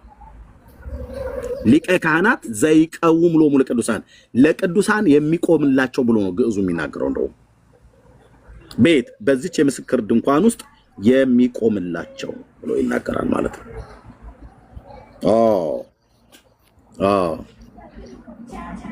እንደዚሁም እስጢፋኖስ በሐዋርያ ሥራ መጽሐፍ ምዕራፍ 7 ላይ ደግሞ የእግዚአብሔርን ክብር በአብ ቀኝ ቆሞ አየዋለሁ አለ። ኢየሱስ ሰማይ ሄዶ ተቀምጧል ተብሎ ሲባል ሄዶ በቃ የሆነ ዙፋን ላይ ቁጭ ያለ እና ቆመ ተብሎ ሲባል ደግሞ ሲጠየቁ የማይመልሱት እንዲህ አይነት መጽሐፍን ወቁ ብራዘር። ኦርቶዶክሳዊ ወንድሜ መጽሐፍን ወቅ ብራዘር። መተህ መጽሐፍ ቅዱስ ከሚያውቅ ሰው ጋር መነጋገር ማለት ድንጋይን ወደ ተራራ የመግፋት ያህል ነው። እናንተን ማምጣት ወደ ቃሉ ማለት ነው። ቁጭ ብለህ ቤት ያላነበብከውን ቃል እንዴት ከጴንጤ ጋር ልትነጋገሩ ደፈራችሁ? ወንድሞች እናቶች፣ ኢቭን ጴንጤዎች እንኳን ብንሆን መጽሐፍ ቅዱስን ሳናነብ እንዴት መጽሐፍ ቅዱስን ካነበበ ኦርቶዶክሳዊ ካቶሊካዊ የሚሆን አይሁድ ጋር ልትነጋገር ደፈር? ቁጭ በልና አንብብ። በመጀመሪያ የአምላክ ቃል ምን ይላል? የቱ ጋር ምን ይላል? ቴንክ ዩ ተቀማላችሁ ማለት እሺ። ቆጨማ የሰማው ሐሳብ አላል ስንነጋገር አለ። እስኪ ድገምና እስኪ ኖ ምንድነው ስለሰማ የትኛውን ሐሳብ ነው የሰማው? በዛ በተሰማው ሐሳብ ላይ እንነጋገር። ሰምተን የገባው ያው ገስት ስላላክልኝ ያስገባው አንዳንድ አሁን ለምሳሌ በፕሮቴስታንት ክርስቶስ አሁንም ይማደዳል ይለምናል ትላላችሁ። አሁን መጽሐፍ ቅዱስ ይላል፣ ግን ከዛ በኋላ ደግሞ እኔ ግን ስለናንተ ሀብን የምለምን እንዳይመስላችሁ አይደለሁም ብሎ ይናገራል አይደለ? የቱ ጋር ነው እንደዛ የሚናገረው? እኔ እንጃ ምዕራፍና ቁጥሩን ግን በእርግጠኝነት አለ። አሁን ልሰጥህ እችላለሁ እንትን ብዬ አምጣው። እሺ አንዴ እንዳታስወርደኝ አንዴ። ችግር የለም። ሌላ ሰው ካለ መምጣት ይችላል። ኤርሚ የድምፅን አሰማ እና እንደውም አንተም ተናገር፣ እኔ እሰማለሁ። እነኚህ የዚህን ያህል ካወሩ ሌሎቹም ገብተው በትክክል የሚያወሩም ሰዎች አይደሉም። እኔ እኮ ስንት እኮ የተባረኩ እኮ ሰዎች ባሉበት እኮ ነው ምኑ ጠፋና ምኑ አንቧቸው ምናምን ነገር ተብሎ እንደሚባል ማለት ነው። ስለ ሃይማኖት እንዴት የእግዚአብሔርን ቃል ሰው ሳያነብ እንዴት ይመጣል? ነውር እኮ ነው ወንድሞች እናቶች። እኔ ከራሴ ወገኖች ልጀምር። ጴንጤ የሆነ መጽሐፍ ቅዱስን ሳታነብ ስለ ሃይማኖት ልትነጋገር የትኛውን ቦታ ላይ ከገባ በጣም ድፍረት ነው። አታድርገው ወንድም አለ። እሺ መጽሐፍ ቅዱስን በመጀመሪያ አንብቡ። ኦርቶዶክስ ነህ መጽሐፍ ቅዱስን ሳታነብ ዝም ብለህ ባልታጠበ ፊት መተህ ስታወራ እችን ትልቅ ቤተክርስቲያን ነው የምታሰድበው ማለት ነው። ሰላም አደራችሁ እና ጥንቃቄ አድርጉ ማለት ነው። ቴንክ ዩ። እሺ እንዴት ነህ?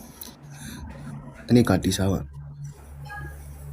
እንዴት ነህ? እኔ ያልኩህ ወንድም ማለት እኔ ያለኝ ጥያቄ አጭር ነው። ከሻላችሁ እዚህ ውስጥ ያላችሁት ኦርቶዶክስ ኤርሚያስ የገነት ጠባቂው ሱራፌል እኮ አይነት ነገር ነው የሚያደርገኝ አንዳንዴ። ሐሳብህን እንኳን ሳትጨርስ ዱብ አደረኩ መሬት ውስጥ ማለት ነው። የገነት ጠባቂው ሱራፌል አይነት ነገር ያደርገኛል አንዳንዴ። ስሙ ዱርዬው ነው። የዱርዬ ነገር ነበር ሊያወራ የገባው።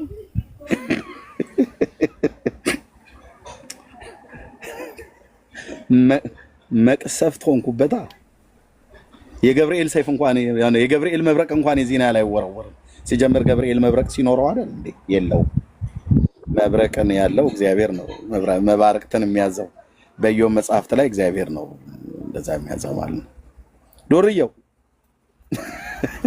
ተቀደምክ። የገባው ልትሳደብ ነበረ፣ ተቀደምክ ማለት ነው። እታች ታፕ ኮፒ ሊንክ ሼር አድርግ። ታፕ ኮፒ ሊንክ ሼር አድርግ። እሺ ሌላ ሰው ካለ መጣት ይችላል።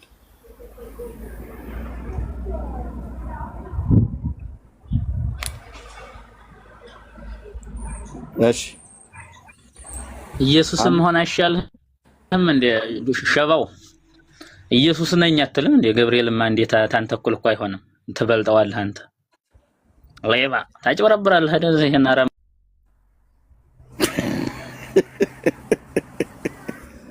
እኔ አይደለሁም ያስወጣሁት። አሁንም አንደቀሰፈው አላውቅም።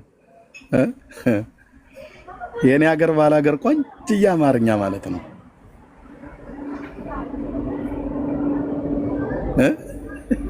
እንደወረደች ሆነች። በቃ ኦሪጂናል የሆነ ባላገርኛ አማርኛ ይላል። ይሄ ነው የኔ ሀገር አማርኛ። ሸባው ደግም አይደል ሆይ ብሎ ጀመረልኝ ማለት ነው። ወዴት ገባ? ወደ ስድብ። እኔ የምትሳደቡ ሰዎች ገባ ብሎ አልኩ እንዴ? አላልኩም። ኤርሚ ና ቤተን ተቀበለኝ፣ እኔ ልውጣ። በቃ ቤት ኤርሚ ና ድምፅን አሰማኝ ወንድምነት። እንዴ ይሄ ቤት እኔ ስመጣ ሰላም መነሳት የለበትም? ኤርሚ ና ውጣ፣ እኔ ልሄድ ነው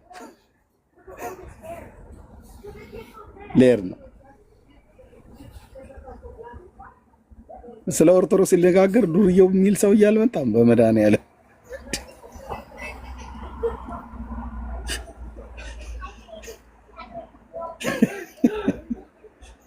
ምን ሆናችሁ ነው ግን ወንድሞቼ፣ እናቶቼ፣ ወገኖቼ? የኑሮ ውድነት ነው እንዲያረጋችሁ ወይስ ምንድን ነው?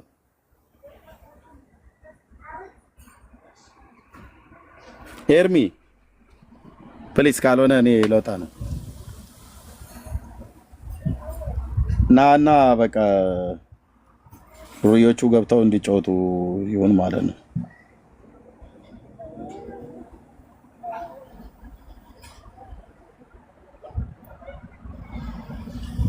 ኦኬ ቆይ ኤርሚ እየደወልኩለት ነው።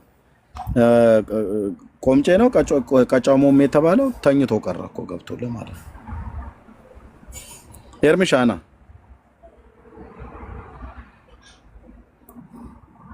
ያው 470 ሰው ጥርሳቸውም አይናቸውም ጸጉራቸውም ከነግራቸው ጭምር በሙሉ አስረክቤያለሁ። ትልቁ ላይ ሆን ጥያችሁ ጠፋ? አዎ አይ ትልቁ ላይ ሆን በቃ እኔም ጥዬ ልጥፋ። አረ ሳታወራኝ ሰላም ሳትለኝ ደውዬልህ ነበር፣ ስልክም አላነሳልኝ። አዎ ቢዚ ነበርኩኝ ዛሬ ሞክሼ። እሺ ሰላም ነህ? ግን እንዴት ነህ? እንዴ ዛሬ እየሰማሁ ነበረ ግን እንደዚህ እየመጣሁኝ አንተ ደወልክልኝና ለኦርቶዶክስ ለክርስቶስ ልነግሯት እናንተ በየትኛው ሞራላችሁ ነው? ቆይ እስቲ በእናታችሁ ግን ለኦርቶዶክስ አሁን ስለ ክርስቶስ ልነግሯት ነው እናንተ ግን ዓመተ ምህረት ኤርሚዬ በቃ የዚህ ቤት ሰላም እንዳይበጠበጥ ነው መምጣት የለብኝም። ለምን አንዴና ችግር የለውም ነገር ያለብህና ተናገር። ያለ ሲጀመር ኤርሚ አንድ ነገር ልንገር፣ የእውነት ማለት ነው። ይኸውልህ እውነት ስትነግራቸው ያማቸዋል። አሁን ይህ ትውልድ በውሸት ያደገ ስለሆነ እውነትን ብትነግረው በምንም ነገር ሊረዳህም አይፈልግም። እውነት ሲጀመር በጣም እንደ ሬት ይመራል። አሁን አንተ የምትናገረው ነገር የሆነ ከመጥፎ ቤተክርስቲያን ከመጥላት ምናምን ነገር ነው የሚያስቡት እነሱ እንጂ ከመልካም ነገር ከቅን ነገር እንደምታወራ ወደ መልካም ነገር እንትን ለማለት እንደምትናገር ነው ብዙ አይረዳም። ልቡ የበራለትና አይኑን የከፈተ ወይም ደግሞ ብዙ ነገሮችን በዛ ነገር ውስጥ ያሳለፈ ሰው ካለ አዎ መጽሐፍ ቅዱስ ማንበብ የጀመረ ሰው ነው አንተ የሚረዳ። ሲጀምር መጽሐፍ ቅዱስ ሲያነብ ብዙ ነገር ጥያቄ ይኖረው፣ ያንን ጥያቄውን አንተ እያንዳንዱ ነገር አብራርተህ ስትናገር ይረዳል ማለት ነው። መጽሐፍ ቅዱስ ማየትም አይፈልግም መስማትም አይፈልግም፣ ባለበት መቀጠል ነው የሚፈልገው። እዚህ ጋር እኮ አብዛኛው ሰው እውቀት የሌለው ሰው እኮ ነው። ማን ነው የሚያስገባው? እኔ ነበርኩ ያስገባሁት። ለምን ፈራችሁኝ አስወረዳችሁኝ አለ። እና ምን ስድብ ነው ይዞ የሚመጣው እኮ በየትኛው በኩል ነው የሚሰማ? በየት በኩል ነው የሚሰማው ማለት ነው። ልክ እንደገባ ነው ደግሞ የሚያወራው እኮ እንደገባ ቀጥታ ማለት ነው። እና እኔ አሁን ብዙ ጊዜ ከብዙ ሰዎች ጋር ውይይትም አደርጋለሁ፣ ጠይቃቸዋለሁ፣ ይመልሱልኛል፣ መልስላቸዋለሁ። እና አንዳንዶች ብሽሽቅ ያደርጉታል። አሁን አንተ ከገባ ጀምሮ የምትናገረው ነገር አይሰሙም። የሆነ ሰዓት ላይ መሀል ላይ ይገባሉ። ከዛ የተቆረጠ ሀሳብ ሰምተው ሙሉ ሀሳቡን ሳይሰሙ ለመሳደብ ይሯሯጣሉ፣ ስሜታዊ ይሆናሉ። ሲጀመር ሃይማኖት ስታምን ወይም አማኝ ስትሆን ስሜትህ ታጠፋለህ ከአንተ ላይ ማለት ነው። ከስሜት በወጣ መንገድ በቅን ልብ ነው ልብን ከፍተ ማወቅ ያለብን ነገር ማወቅ። አንተ ስለተናገርክ ያንን ሰው ሃይማኖት ይቀይራል ማለት እኮ አይደለም፣ ግን ያለበትን ቼክ ያደርጋል። መጽሐፍ ቅዱስ ከፍቶ በደንብ ያነባል። እና እኔ በጣም የምትናገረው ነገር ከአስከፈ ብዙ ቀን እንደሰማው ነግሬሃለሁ አይደለ ኤርሚ? መጥፎ ነገር ቢኖርህ ኖሮ ማለት ነው እኔ እግዚአብሔር ምስክሬ ነው የምልህ፣ የሆነ ማለት ከጥላቻ የምታወራ ቢሆን ኖሮ አንተ ለትውልዱ ሳታስብ ዝም ብለህ የምታወራ ምናምን ነገር ቢሆን ኖሮ ከድሮ ነበረ እኔ ካንተ ምርቀው። ግን የምትናገረው ነገር አንደኛ ማስረጃ ይዘህ ነው፣ ሁለተኛ ነገር ትውልዱ መዳን ያለበትን ትክክለኛው መንገድ መዳን ያለበትን ማወቅ ያለበትን መንገድ እየጠቆምከው ነው። ይሄ ነገር እኮ የልፋት የድካም እኮ እግዚአብሔር አንድ ቀን እኮ ያወጣዋል። እውነት ለመናገር ይወጣል። እውነቴን ነው የምልህ። የሆነ ጊዜ ያልፍና የሆነ ሰዓት ላይ ሁሉም ያውቃል አንተ ልክ እንደሆንክ የዛን ጊዜ ይረዳሉ። እና ብቻ እግዚአብሔር እኔ የምታወጣው ኢነርጂ የምትደክሙ ድካም ምናምን እግዚአብሔር ያይልሃል ብዬ ነው የማስበው። እና ማንበብ ላልጀመረ ትውልድ፣ መንቃት ላልፈለገ ትውልድ ብትነግረው አይሰማም። ባለበት ነገር ተመችቶታል። ክርስቶስ ከኔ ጋር ነው፣ ጌታ ከኔ ጋር ነው ይላልኝ። በመጠጥ ሰክሮ ነው የሚውለው። በተለያየ መንገድ ወዳልሆነ መንገድ ወርቆ ምናምን የምታየው ግን ካለው ካነበበው እግዚአብሔር ካገኘው እንዴት መኖር እንዳለበት የዛን ጊዜ ይገባዋል። ግን አሁን ባለበት ነገር ሊረዳም ኧረ በስመ አብ ይሄ እኮ ነው ችግራችሁ እኮ ኧረ ተው አታስገቡት ተው።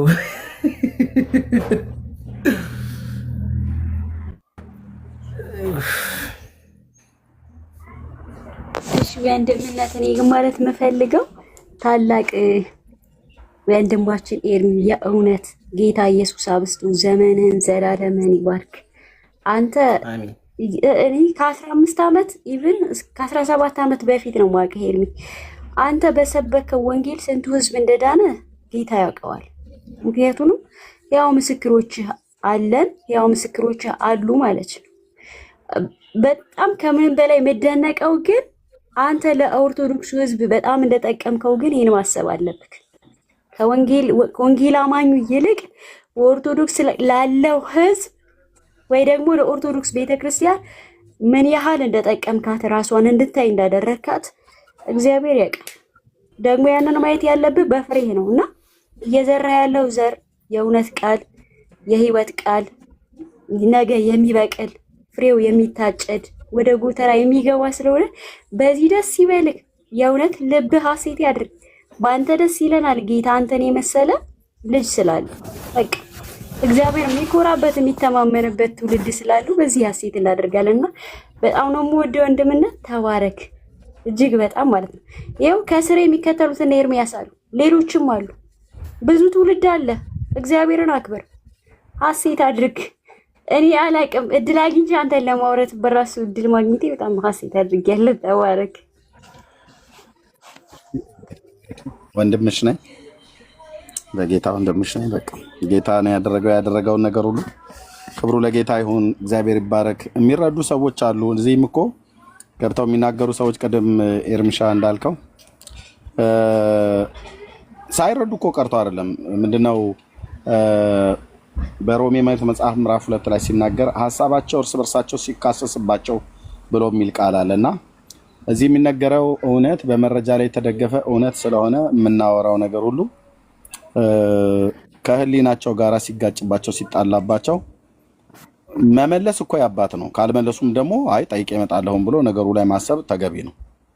እና አንድ ሰው ወደ ስድብና ወደ ማንጓጠጥ ወደ ብሽቀት ከገባ በቃ እመኑኝ ያልኳችሁ ውስጡን አፍርሶታል እግዚአብሔር ማለት ነው። በተናገርኩት ነገር ውስጡን አፍርሶታል። ለዘላለም የተቀመጠን ነገር አፍርሶበታል ማለት ነው።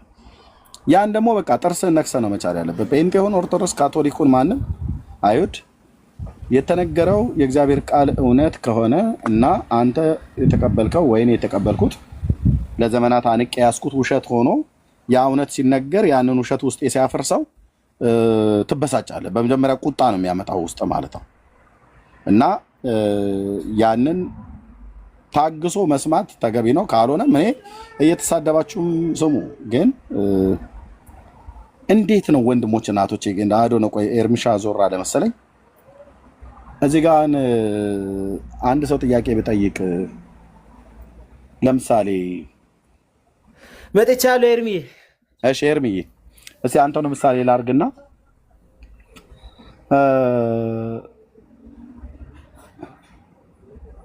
ስለ ከዋክብት ጥናት አጥንተህ ታውቃለህ? ኧረ በየትኛው ቀቴ ጥያቄ ልጠይቅህ ነው። አላቅም ነው ሞክር። እንደ ኢትዮጵያዊ አይደለ? እንደ ኢትዮጵያዊ እኮ አላቅም አይልም። ስለ ከዋክብት እንዴት ብዬ ነው ማጠና? በዚህ እኛ ያለንበት ዓለም ወይ ደግሞ ዩኒቨርሱ ከጋላክሲ ክምችቶች መካከል አለው አይደል? ምን ተብሎ ይጠራል? እኛ ያለንበት ክምችት የከዋክብት ክምችቱ ያለበት ጋላክሲ ሰው ጠይቅ። እኔ ምንም ነገር አላውቅም ስለዚህ አይነት ነገር። እንዴት ግን ይህን መመለስ ያቀታል ኤርሚ? የምርን ከሆነ የምጠይቀኝ እኔ ጭራሽ አላውቅም እንደዚህ አይነት ነገር አስቤውም አላውቅም። አሁን ጨዋ ኢትዮጵያዊ ማለት እንደዚህ ነው። እንደዚህ ነው መሆን ያለብን። አላውቅም አለ። ለምን? ስለማያውቅ ማለት ነው። እኔ ሳውን ብጠይቀኝ ቃል አላውቅም። እኔም እንደ ኤርሚ አላውቅም እውነቱን ልናገር ብዬ ብል ለምን? በዚህ ጉዳይ ላይ አላነበብንም፣ አላጠናንም። ወይ ያነበቡና ያጠኑ ሰዎች ሲናገሩ እንኳን ጥሩ ሰሚዎች ሆነው እንኳን አልሰማንም። ያው ለአንዱ አሁን ከታች መሬት ይልልሃል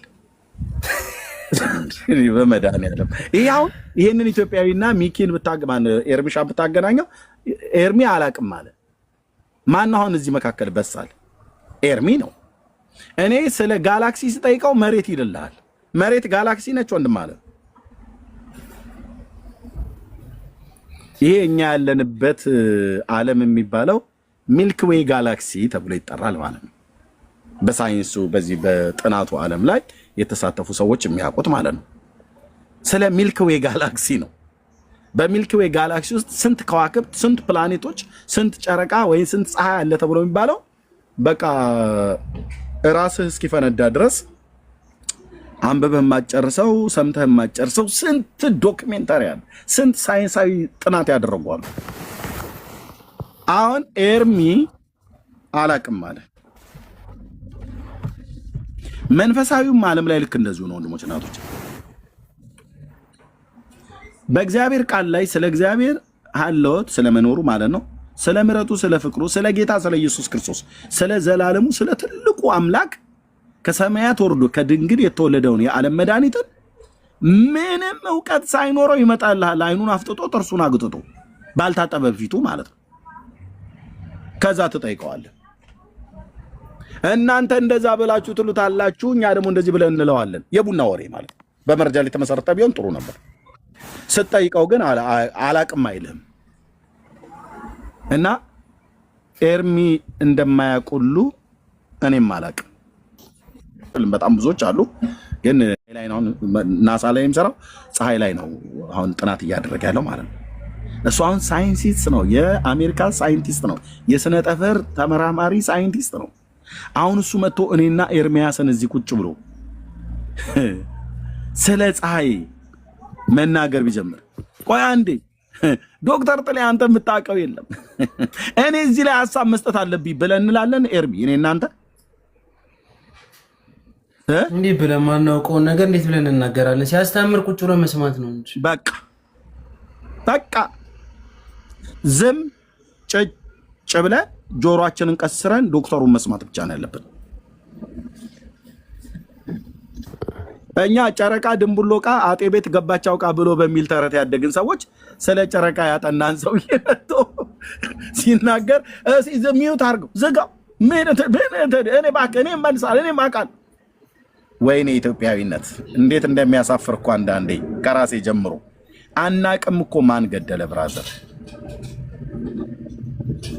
እና ስለተፈጠረችው ስለ ፀሐይና ስለተፈጠረችው ስለ ጨረቃ ስለምንኖርበት ተራሮችና ወንዞች እጽዋቶች እንዴት ይተነፍሳሉ ብሎ የሚል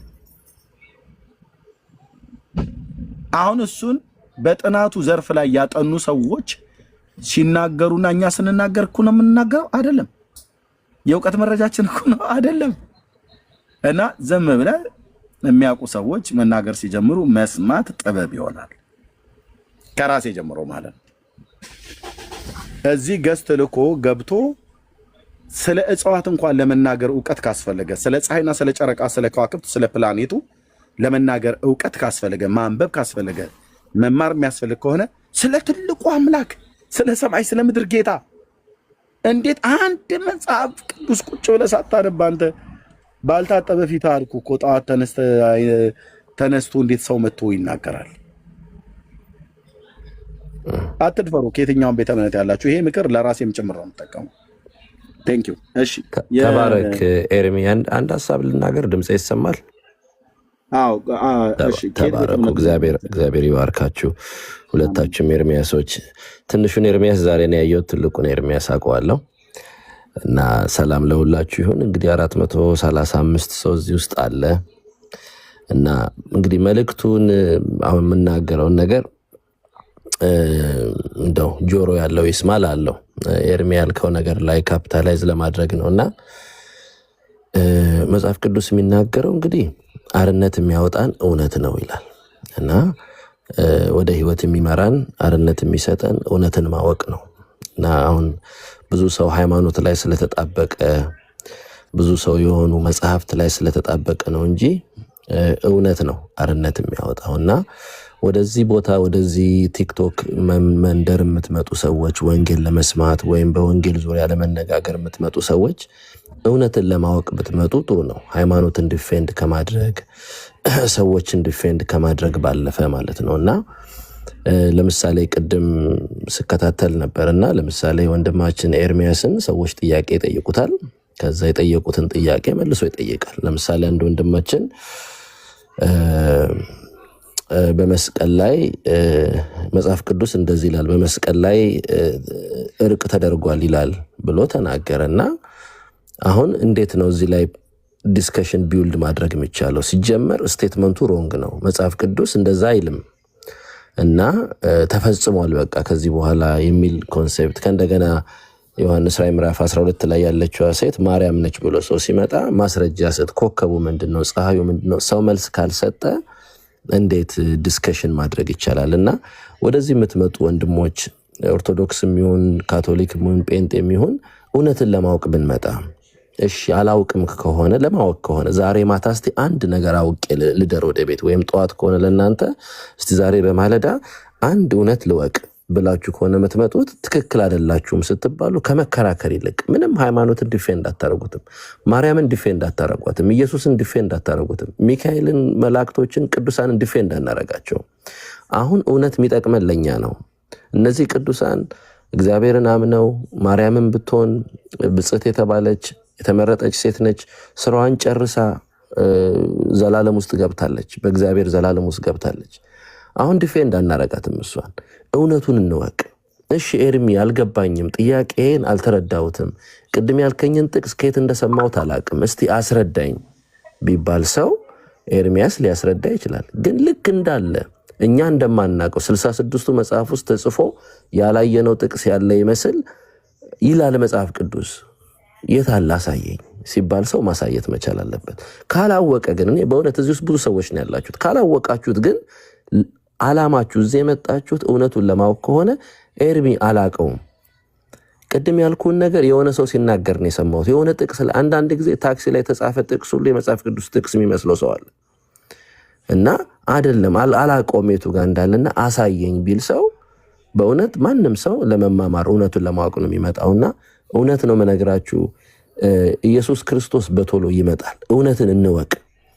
የምናቀው የዚህ ዓለም ጥበብ ሞኝነት ነው። የምናቀው የዚህ ዓለም ዕውቀት ሞኝነት ነው። የሚያዋጣ እውነተኛ እውነት ኢየሱስ ክርስቶስ የእግዚአብሔር ልጅ እንደሆነ ማመን፣ እውነትን የእውነተኛውን መንገድ ማመን ነውና ማታውቁ ሰዎች አያሉ በቃ ያወርዳቸዋል ኤርሚያስ፣ ምክንያቱም መመለስ አይችሉም።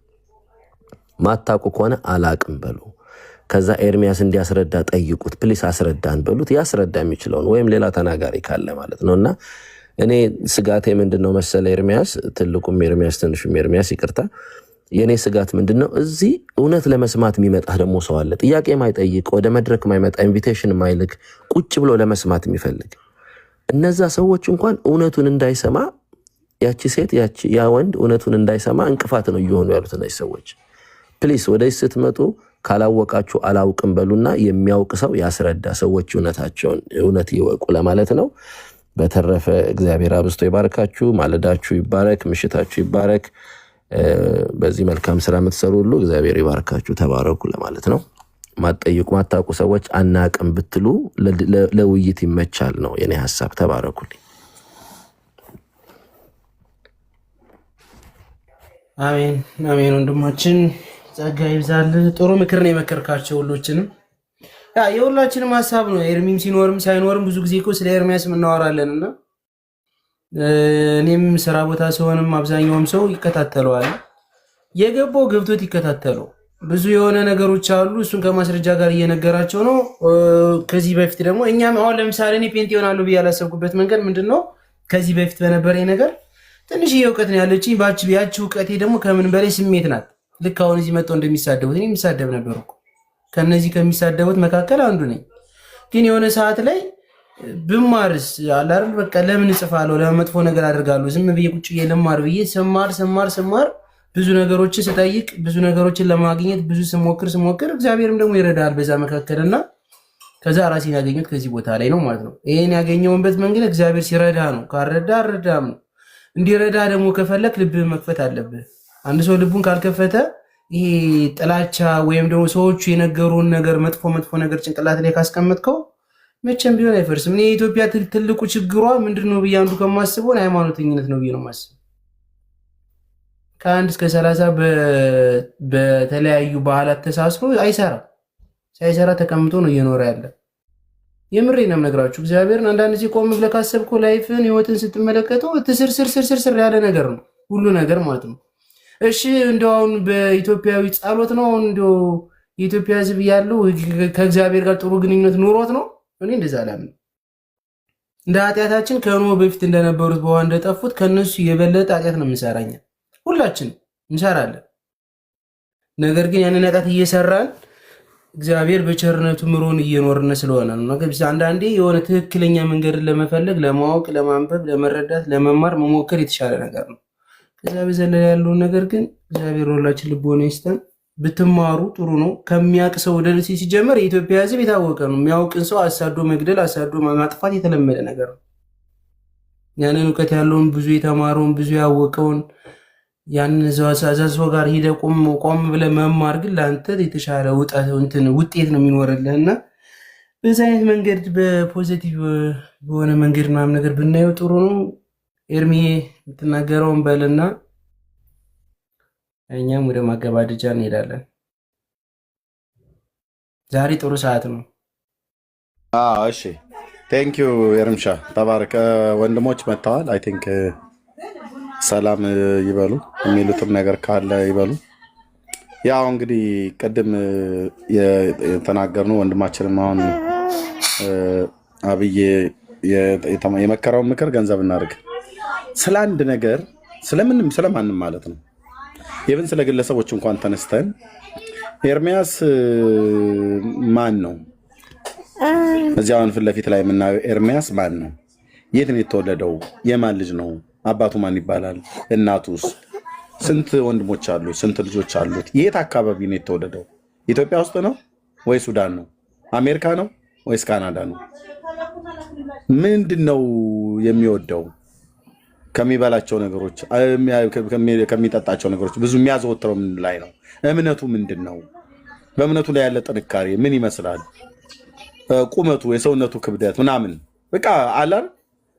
ይሄንን ለመናገር ቢያንስ ወይ ኤርሚያስን በአካል ማወቅ ይጠበቃል፣ ወይ ኤርሚያስን በአካል የሚያውቁት አብረው ያደጉ ሰዎችን እነሱን መስማት ይጠበቃል፣ ወይ ስለ ኤርሚያስ የተጻፈ ነገር ማንበብ አለብን። እንዴት ነው ምንም የማላውቀውን ሰውዬ ምን ይሄ እዚያውን የምታየው ፊት ለፊት ላይ ኤርሚያስ እሱ እኮ ማለት ነገረኛ ነው ብለህ ዝም ብለህ በማታውቀው ሰው ላይ ይነገራል? አይነገርም። እሱ እኮ ማለት ደግ ሰው ነው ብለህ የማታውቀውን ሰውዬ ደግነት ብለህ ትመሰክራለህ? አይመሰከርም። አየህ፣ አሁን ቅድም የምትጠየቁት አውቄ ነው የጠየቁት ሞክሼን ስለ ዩኒቨርሱ የምታውቀው ነገር አለ ወይ ብዬ ስለው አላቅም ማለት። እኔም እኮ ከሱ ጋር የተሻለ እውቀት ኖሮኝ አይደለም፣ አላቅም። እኔ አላቅም ብሎ አለ እንጂ ዩኒቨርስ ማለት አንድም ዩኒቨርሳል የሚባል ጫማ ቤት አለ አዲስ አበባ ብሎ አላለም። አየህ፣ ዩኒቨርስና ዩኒቨርሳል የተለያዩ ስለሆኑ ማለት ነው። ዩኒቨርሳል ጫማ ፋብሪካና ዩኒቨርሱ ሁለቱ ሰማይና ምድር ናቸው። ያው ዩኒቨርስ ማለት ዩኒቨርሳል ማለት ነው ብሎም አላለም። እኔ ግን እንደሚመስለኝም ብሎም አላለም። በደፈናው የማያውቀው ነገር ስለሆነ አላቅም ነው ያለው። ይሄ የጠቢባን መልስ ይባላል። በቃ እኔም እንደዚህ ነው መመለስ ያለብኝ በማላውቀው ላይ ስጠይቅ። ህዝባችን ግን አይታችሁት ከሆነ እራሳችሁንም ታዝባችሁ ከሆነ በማናውቀው ነገር ላይ ስንደርቅ የምንገኘው ነገር እኔ በጣም ነው የሚያስጠላኝ አልኩ። ራሴን በጣም ብዙ ጊዜ አይቼው አግኝቼው ታዝቤ ሁሉ አውቃለሁ። ከራሴ ነው የምጀምርልህ ብራዘር። ኦኬ፣ በማላውቀው ነገር ላይ ኮሜንት ለመስጠት ሐሳብ ለመስጠት አንድ ጊዜ ቆይ ስሙኝ፣ እኔን እኮ ብትሰሙኝ ምናምን ነገር ማስተር ኪው እኔ ጋር ነው ያለው። ምንም እኮ አላውቅም፣ ምንም እኮ አያውቅም። እና ቢያንስ ስለ ጌታ ስለ እግዚአብሔር ለመናገር ቢያንስ እንደ አነሰ ተብሎ ይባል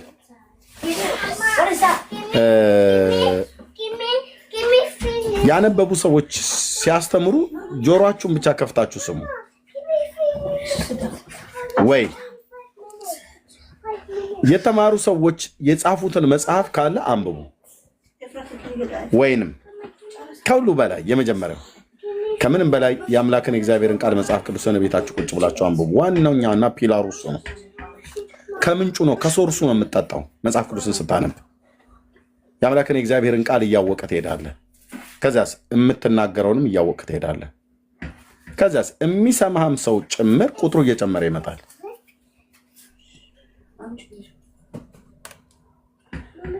ኤርሚ ብዙ ሰው ይሰማሃል ይሉኛል። ለምን እንደሚሰማኝ ብዙ ሰው ምንድነው ምክንያቱ ብለህ ብትል፣ ብራዘር ከዚህ ውስጥ ካላችሁ በእውቀት በጣም ያነስኩ ሰው ነኝ። ኦኬ፣ ለምን እንደሚሰማኝ ብዙ ሰው ኑ ስሙኝ በመድኃኒዓለም ብዬ ለምኜ ነው አለ። ምንም እንደዛ ስሙኝ ብለህ ትውልድን አትለምንም። እና ለምንድን ነው ታዲያ ብለህ ካልክ አንድና አንድ ከልብ ቅንነት በወጣ ስታገለግል እግዚአብሔርን ስትፈራ ፈቃዱን ለማድረግ ራስን አሳልፈ ስትሰጥ በቅዱስ ቃሉ ላይ የተመሰረተ እውቀት ሲኖርህ የምትናገረውን ታውቃለህ። የምትናገረው ነገር በመረጃና በማስረጃ ስለሚሆን ትውልድ ይሰማል ማለት ነው። ፌክ አይሆንም። ተግሳጽ ብትገስጽ ፌክ አይሆንም። ብትስቅም ፌክ አይሆንም። ብትስቅም የእውነትህን ነው የምትስቀው። ፕራንክ ለማድረግ ነው ብዬ እኔ ፕራንክ ለመስራት እዚያ አልመጣም። ብትገስጽም የእውነት ነው የምትገስጸው። ያንን ሳደርግ ከልብ ቅንነት ነው። ማንንም ለመጉዳት፣ ማንንም ለማበሻቀጥ፣ ማንንም ዲስከሬጅ ለማድረግ እግዚአብሔር አልጠራኝም። ስርዓት ጠብቀው የሚያወሩ ሰዎች ካሉ ይቀጥላሉ። ስርዓት ጠብቀው የማይናገር ከሆነ ግን ታች ይወርዳል ማለት ነው። እና እኔ ትውልድ እንዲሰማችሁ ትፈልጋላችሁ ወንድሞች እናቶች? ዝጋና ቤተን መጽሐፍ ቅዱስን አንብብ፣ አሰላሰል ቅዱስ ቃሉን ተማር። በእውነተኛ ቤተክርስቲያን እኛ የወንጌል አማኞች ነን። በቸርች ግቡና ተማሩ። ኦኬ፣ ተማሩ። ዕለት ዕለት ስለ እግዚአብሔር ተማሩ። በትንቢተ ሆሴዕ መጽሐፍ ላይ ሲናገር የአምላካችን እግዚአብሔር ቃል እንወቅ እናውቀውም ዘንድ እግዚአብሔርን እንከተል ይላል። እሱ ራሱ በዚያ ሰዓት ላይ እንደ ማለዳ ብርሃን እየደመቀልህ ይመጣል ማለት ነው። በእውቀት ላይ እውቀትን እየጨመርክ ትመጣለህ። ኢየሱስ ክርስቶስን ማወቅ የእውቀቶች ሁሉ ማማና ቁንጮ ስለሆነ ማለት ነው። የጥበብና የእውቀት ሁሉ መዝገብ በእርሱ ዘንድ ስለሆነ እሱን ማወቅ ማለት ብራዘር የመጨረሻውን ክላይማክስ አወቅ ማለት ነው። ጌታን እንዴት እናውቀዋለን? ጌታን እያወቅን ነው የምንሄደው። አዎ ያመንኩትን አውቃለሁ ብለን የምንለው መጽሐፍትን ስንማር ነው። የትኛው መጽሐፍ? መጽሐፍ ቅዱስን። ከማን እንማር? በትህትና እግዚአብሔር ጸጋ ከሰጣቸው ሰዎች እንማራ። የት? እኛ የወንጌል አማኞች ነን። በወንጌላውያን ቤተክርስቲያናት ብዙ እግዚአብሔር የባረካቸው ፓስተሮችን ሰጥቶናል፣ ወንጌላውያንን ሰጥቶናል፣ አገልጋዮችን ሰጥቶናል። ጥሩ ሰሚ ነው መሆን ያለበት። ዩቲዩብ ላይ ብትገባ ነፍስን እያረሰረሷት በእግዚአብሔር ቃል እውነት የሚመግቡ በጣም ብዙ መጋቢዎች አሉ። ከዛስ መጽሐፍ ቅዱስን በግል ማንበብ፣ ከዛስ ከቅዱሳን ጋር በህብረት ማጥናት፣ ስለ እግዚአብሔር ለማወቅ ወደ እግዚአብሔር ዕለት ዕለት በጸሎት ቃሉን በማንበብ ራስን በንጽህና በቅድስና በጽድቅ ጌታን በሚፈራ ህይወት መመላለስ። እድገት በአንድ ቀን አይመጣም፣ ግን በቃ የእውነት ልንገራችሁ፣ ጌታ ኢየሱስ ምስክር፣ ውስጥ እየተለወጠ ይመጣል። ውስጥ እየተለወጠ ይመጣል። ውስጥ እየተለወጠ ይመጣል።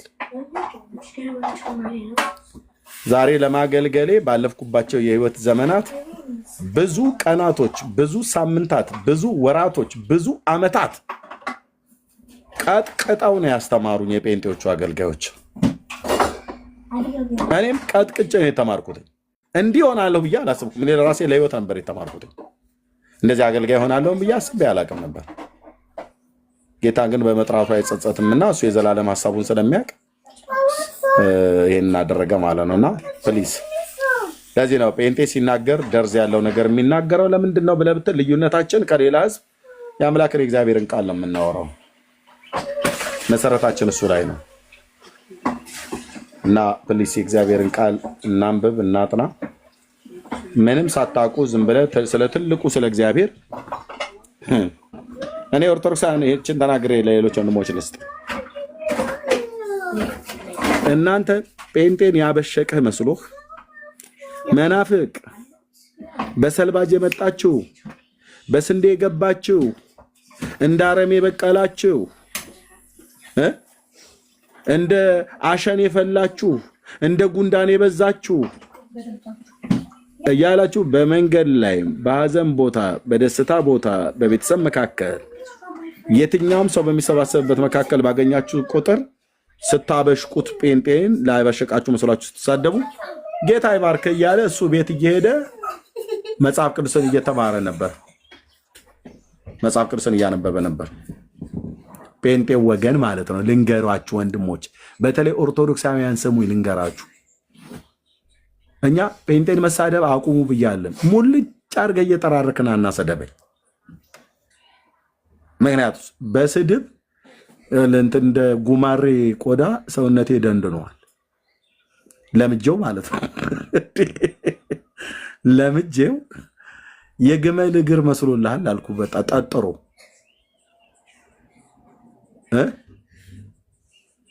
በቃ የመጨረሻ ቆይ ምን ብዬ ልስጥ? ኤርሚያስን ዘሩ ጋር ሂድ፣ ዘሩ ጋር ብሔሩ ጋር ሂድና ምናምን ነገር ብለህ ብራዘር፣ ስለ ብሔሬ የሞትኩ ነኝ እኔ። እንዳንተ ደረቴን ስነቃ አሉልም። ቆይ ምን ብዬ ልበለው? እናቱን ልስደባት? እናቱን የብልግና ስድብ ብናገርበት እንትን ይላል። በቃ ብራዘር፣ ስንት ጊዜ ሰደብካት ግን አታገኛትም። የኔን እናት አገኛታለሁ በዛ መንገድ ብለህ ብትሄድ የሚያገለግሉ ወንድሞች አሉ። ኦኬ፣ ወገባ ገዳህን ቆርጠው ለሁለት በወሳንሳ ይልኩሃል ማለት ነው። ይህንን ብልግናህን እፈጽማለሁ ብለህ ኤርሚያስ ጋር የተሳደብከውን በተግባር እፈጽመዋለሁ ብለህ ብትል የወንዶች እናት ናት፣ ያስተናግዱሃል ማለት ነው። ወንድሞቼ እዛ ስትሄድ በደንብ ቆንጆ አድርጎ ሚሪንዳ ጋብዘው ይልኩሃል። አንተ የኤርሚያስ እናትን ልትማግጥ ፈልገህ ነው አይደል የተሳደብከው? እኔ ችግር የለም፣ ስለ ወንጌል ስለሆነ ታገሳለሁ። ኦኬ፣ ምን ብለን ብንሰድበው ይሻላል ኤርሚያስን አሉ። በሚስቱ ለምን አንመጣበትም አሉ። ሚስቴንም ብሏል። ሚስቴን ለእኔ ነው የሰጠኝ ወንድም አለ ጌታ። አትነካም ስልህ አትነካ፣ እኔን ገለህ ነው የምትነካው። መጀመሪያ እንዲህ ዝም ብሎ የማንም መንገደኛ መጫወቻ አይደለችም የኔ ሚስት። ግን መሳደብ ትችላለህ በርቀት፣ እሱን ምንም አልከለክልም። ስለ ጌታ ነው ስምሰል በልጆቿ ለልጆችም ሰድብ ምንም በቃ ደንድኛለሁ ማለት ነው። በስድብ በቃ ያዞ ቆዳ አይነት ነገር ሆናል ማለት ነው። እኔም ብቻ አይደለሁም፣ ጴንጤ ወገኔ ልክ እንደዚህ ነው የሆነው። እኔ እንኳን በጌታ 27 ዓመት የጨርሻ 28 ዓመት በእነዚህ ሁሉ ዓመታት ጴንጤ ይሰደባል። ከዛም በፊት ወደ እናንተ ሳልመጣ ስትሰደቡ ነበር፣ እኔም ስሰድባችሁ ነበር። እና በተሰደባችሁ ቁጥር ደግሞ መብዛታችሁ እናንተ ምን ጉዶች ናችሁ ግን በመድኃኒዓለም ጴንጤዎች ምን ጉዶች ናችሁ። ብዙ ሲዋለዱም አይታየውም፣ ከተዋለዱም በመንፈሳዊ ዓለም ላይ ነው፣ ግን በስተው ያድራሉ። በእውነት ነው የምልህ፣ በስተው ያድሩላል። ትናንትና ይሰድባቸው የነበረ ኤርሚያስ ይኸው እኔ ጴንጤ ሆኛለሁ አረብኩ። ትናንትና ሲሰድበን የነበረ ኤርሚ ይኸው እዚህ ማለት ነው። ሰድበኛል አይደል ኤርሚሻ? እውነቱን ተናገር። ያኔ ሜት ነህ ጌታን ሳትቀበለው ይሰድበኛል አይደል? መጣ ዳኒ ነው የሰደብኩት። ዳኒ ነው በጣም የሚያናደኝ የነበረ እሱ። ዳኒ ብዙ ቀን ነው የሰደብኩት። እሱ ነው ይቅርታ የጠየቅኩት እኮ ባለፈው። አዎ ዳኒ ሲናገር እንትን ይላል በጣም የሚያናደው እሱ። ምን እያለ መሰለህ? አይዞ ይለኛል። እኔ አይዞ አይባልም በእኛ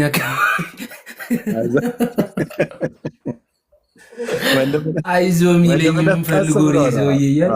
ቀስ ብሎ ነው ወደ አይዞ ችግር የለም አትፍራት እንዴ ይዞ እንዴት ነው የሚያስብ ምናምን እያልኩ እናደር ነበር በጣም። ግን እግዚአብሔር ይመስገን ያው እኔ ሲጀመር ልቤን ከፍቼ ስለመጣው ነው ኤርሚ ገብቷል። ልቤን ከፍቼም ስለመጣው ማወቅም ስለምፈልግ እውነት ለመረዳትም ፍላጎቱ ስላለኝ ነው ለእኔና እንደውም እዛ በኋላ በባለፈው ያስተዋወቅኩ ልጅ ራሱ መጽሐፍ ቅዱሶችን እኮ ከራሱ ከዛ ከኤድመንተን ላኮ ላከልኝ። ቴንክ ዩ ከኤድመንተን ላከልኝ። የዛ የነበረው መጽሐፍ ነበረ። እሱንም ያንንም ማየት ጀመርኩኝ። ይኸው እኔ ምንም ማላቅ ልጅ እንግዲህ እንዲያውም አንዳንድ ጊዜ እኮ እነግራቸዋለሁ። የምነግራቸው ምንድን ነው እኔ የለመደብኝ ኤርሚዬ ጨዋታ ነውና ጓደኞቼ ምናምን መጥተው እዚህ ሲያወሩ እኔ የለመደብኝ ወይም ከልጅነት ሲሰራ ምናምን የነበረ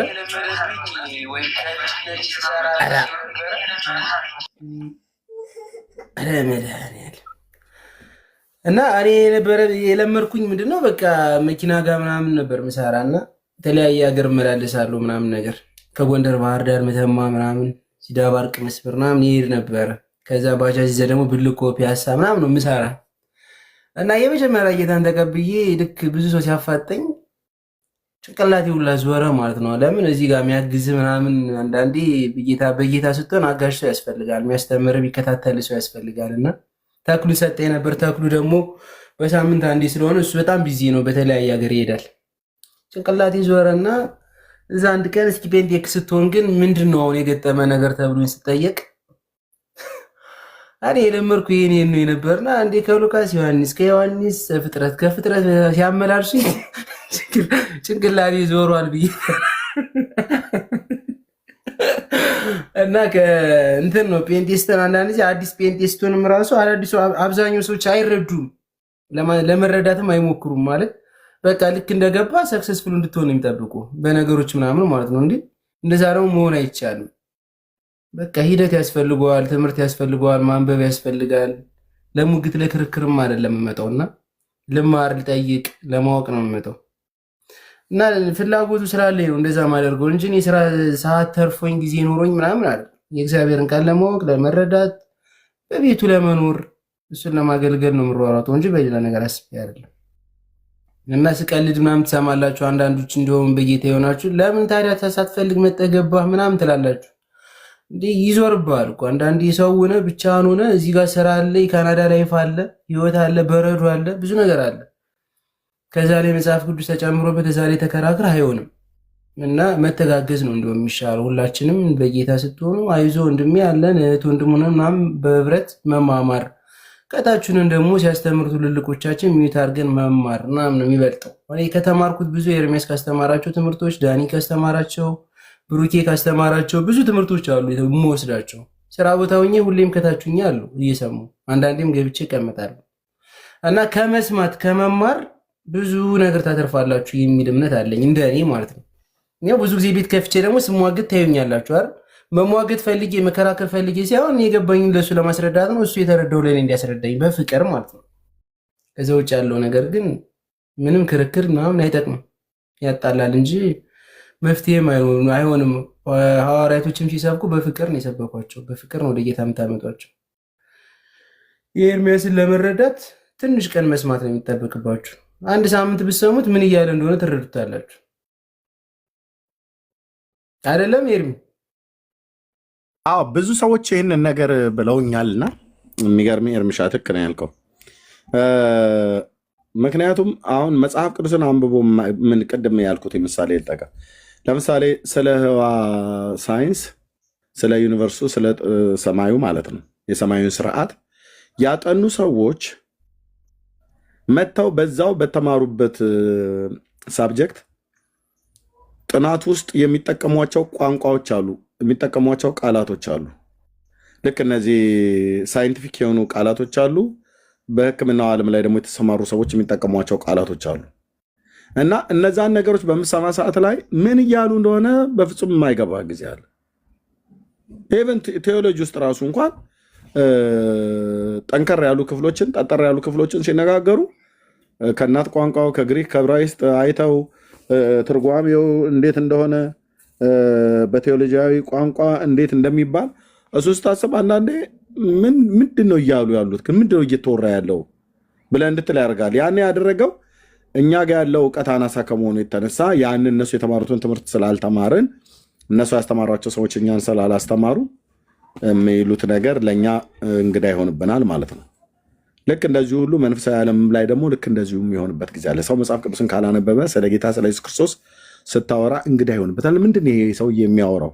ኦኬ እንግዳ ከሆነብህ አለመደናገጥ፣ ቅድም ኤርሚ እንዳለው ያን ሰው መስማት፣ መጽሐፍ ከሆነ ስታነበው አልገባ ብሎ አለ ደግሞ ማንበብ፣ ቪዲዮ ከሆነ መጀመሪያ ሰምተው አልገባ ብሎ ካለ ደግመህ ስትሰማው ምናልባት ሀሳቡ ልታገኘው ትችላለህ። እና እድል ሰጥቶ ትዕግስት ኖሮ ቀስ ብሎ ሰው ሲያደምጥ በኋላ ሊገባ ይችላል። እና ብዙ ሰዎች ይሉኛል እኔ መጀመሪያ ስሰማ ምንም አትገባኝም ነበር፣ በኋላ ግን ተረዳሁ እያሉ ማለት ነው። አየህ ከቆይታ የተነሳ የምናገርበት ሞቲቭ አለ፣ የምናገርበት ድምፀት አለ። የምናገረውን ነገር በመረጃና በማስረጃ ላይ ያስደግፋል ወይስ አላስደግፍም፣ መረጃው ተአማኒነቱ ምን ያህል ነው፣ ተቀባይነቱ ብሎ የሚለውን ሰው ያያል፣ ይሰማል፣ ይመለከታል እንጂ ዝም ብሎ አሁን 400 ምናምን ሰው እዚህ ጋር ቁጭ ብሎ 400 ሰው አንተ ቀላል እኮ አይደለም፣ በጣም እኮ ትልቅ እኮ ነው። እዚህ በእውቀት በእድሜ ስንት የሚበልጠን በሀብት ምናምን ነገር በብዙ ነገር እስራቸው ማንደርስ ሰዎች ሁሉ ናቸው እኮ ያሉት። በእውቀት የሚያነሱ ሰዎች ቢሆንስ ልናከብር አይገባም? ልናከብር ይገባልና እባካችሁ በአንድ ነገር ላይ ከመናገራችን በፊት ከራሴ ጀምሮ እውቀቱ ሊኖረን ይገባል። ቢያንስ ሁሉን እንኳን በደንብ ሙሉ በሙሉ እናውቃለን ብለን ባንልም ግን ልናውቅ የሚገባንን ያህል መጠን ያንን ደግሞ ያወቅነውን ደግሞ በትህትና ማሳወቅ በጣም ተገቢ ነው ማለት ወዳለሁ። ተባረኩ። እንዲሁ ወደደኝ እንኳን ደህና መጣ ወንድሜ። ከዛ ኤርሚ የሚጨርስ ከሆነ ይጨርሳል፣ ሌሎችም ወንድሞች አውርተው ማለት ነው።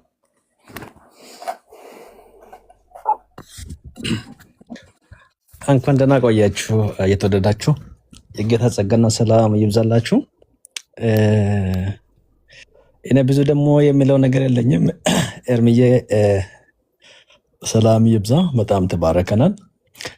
ሌላ ነገር ደግሞ ምንም የሚለው ነገር የለኝም እና ትንሽ ባለፈው ኤርሚሽ ይሄ የእውነት ኑር የሆነ ሀሳብ አውርተ ነበረና በውስጥ መስመርም ቢሆን ዮሐንስ ወንጌል ምዕራፍ 3 ቁጥር ከ3 እስከ 5 ያለው ሀሳብ በውስጥም ቢሆን እዚህ ደግሞ ፈቃደኛ ከሆነ አሁንም ደግሞ ብትነግረው ኤርሚዬ ደስ ይለኛል።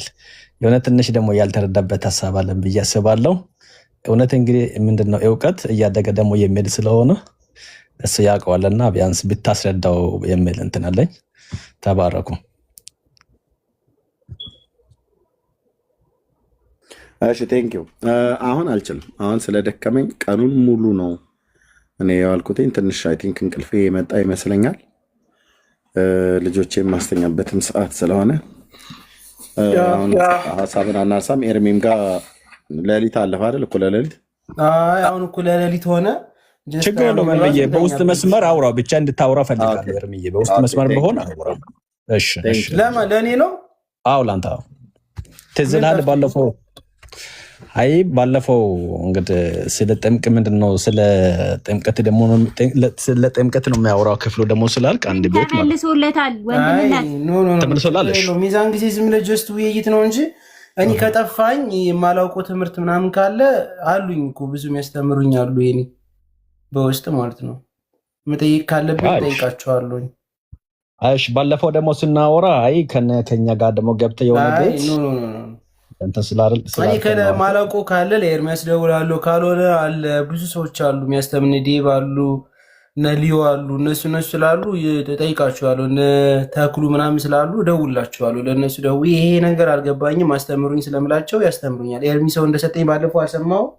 ሰዎቹ ሰጥቶኛል። እነዛ ሰዎች አሉ እነሱ ጋር እንገናኛለን። የምፈልገውን ጥያቄ ጠይቃቸዋለሁ። ቸርችም ሄዳለሁ ያለውን ነገር ጠይቃለሁ። ችግር የለውም። እሱ ያው ውይይት ስለነበረ እንደ ውይይት ነው ያወራ ነው።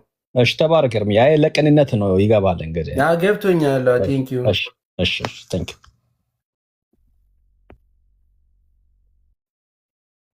ኤርሚ። በቃ ቴንክ ዩ። ሌሎች ወገኖች እንዲናገሩ ሌሎች እንዲናገሩ ሰላም በሉ ሁላችሁም እና ሁላችሁም ወንድማችን አቢ ፎሎ ላድርገው። አቢብ ሰላም ብሎ እኔ የመጨረሻ አንድ ነገር ልናገርና ያው እኔም ጋም ሌሊት ነው አንድ የመጨረሻ ነገር ልናገር። ይሄን እድል ብዙ እንደዚህ ላይቭ ምገባ ሰው አይደለሁም፣ ግን እንዳጋጣሚ ቆየው ረጅም ሰዓት ሰማ እንግዲህ እዚህ ቁጭ ብዬና እዚህ ላላችሁ 422 ሰዎች መጽሐፍ ቅዱስ ሲናገር በዮሐንስ ወንጌል ምዕራፍ 17 ላይ ኤርሚ አቤት ደክሞአልኝ አንተ ተኛ። በቃ እኔ ልተኛ ሁሎችንም ሰዎቻው በላቸውና ተኛ አንተ። እዛ እነሱ አስተምረው ሲጨርሱ እኔ ዘጓና ተኛለሁ። ተባረክ ኤርሚ። እሺ እችን ጥቅስ ብቻ ልናገርና ከዛ ምን ሐሳቤን ተናግሬ እኔም ጨርሳለሁ።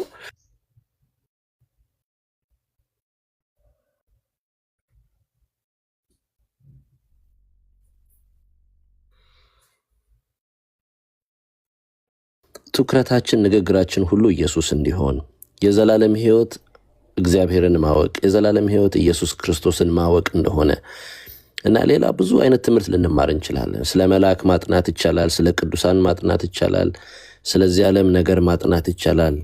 ግን የዘላለም ሕይወት የሚገኝበት ኢየሱስ ክርስቶስን ማወቅ ብቻ ነው እና ከዚህ አንጻር ኮንሰርንድ ልንሆን ይገባል። የዓለም መጨረሻ እኛ እንደምናስበው አሁን 3ኛ ሺህ ላይ ነን፣ ገና 5000 ዓመት አለም እጎ ኢየሱስ ክርስቶስ ዛሬ ሊመጣ ይችላል እና ኢየሱስ ክርስቶስ በመጣ ጊዜ ያለ እምነት ሆነ እንዳንገኝ እሱን ማናቅ ሆነ እንዳንገኝ ልንፈራ ይገባል እና ኢየሱስ ክርስቶስን እወቁት፣ የላከውን እግዚአብሔር እወቁ። ሌሎች ዕውቀቶች ጥሩ ናቸው፣ የዘላለም ሕይወት የሚገኝበት ዕውቀት ግን ኢየሱስ ክርስቶስን ማወቅ ብቻ ነው። ትኩረታችን ኢየሱስ ይሁን። ለኦርቶዶክስም፣ ለጴንጤውም፣ ለካቶሊኩም፣ ለማንም የእግዚአብሔር ቃል እንደሚናገር ዮሐንስ ወንጌል ምዕራፍ 3 ቁጥር 16 ላይ እግዚአብሔር ዓለምን ሁሉ ስለወደደ ነው የሚለው አይደለ? በቃ ዓለምን ሁሉ ነው የወደደው፣ ጴንጤን አይደለም፣ ኦርቶዶክስ ዓለምን ሁሉ፣ እስላሙንም ወዶታል፣ ኤቲስቱንም ወዶታል። ለዛ ነው ኢየሱስ ክርስቶስ በመስቀል ላይ የሞተው፣ ትልቅ ዋጋ የተከፈለልን ለዚህ ነውና ኢየሱስን ለማወቅ እንትጋ። ወሬያችን፣ ንግግራችን፣ ምክክራችን ሁሉ ኢየሱስ ይሁን። የዘላለም ሕይወት የሚገኘው በሱ ነው። ሌላው ሁሉ ዕውቀት ጥሩ ነው፣ ይጠቅማል፣ ግን የዘላለም ሕይወት የሚገኘው ኢየሱስን በማወቅ ብቻ ነው። ይህን ለሁላችሁ መልእክት ማስተላለፍ ፈልጋለሁ። እንግዲህ ኤርሚያስ እኔም ፎሎ አረጋለሁ፣ እየመጣው ሰማለሁ። ተባረኩ። ሁላችሁንም ጌታ ኢየሱስ ይባርካችሁ። ማስተማርን ከፈለክ እየመጣ የምታስተምርም ችግር የለውም። የመድረኩ ክፍት ነው።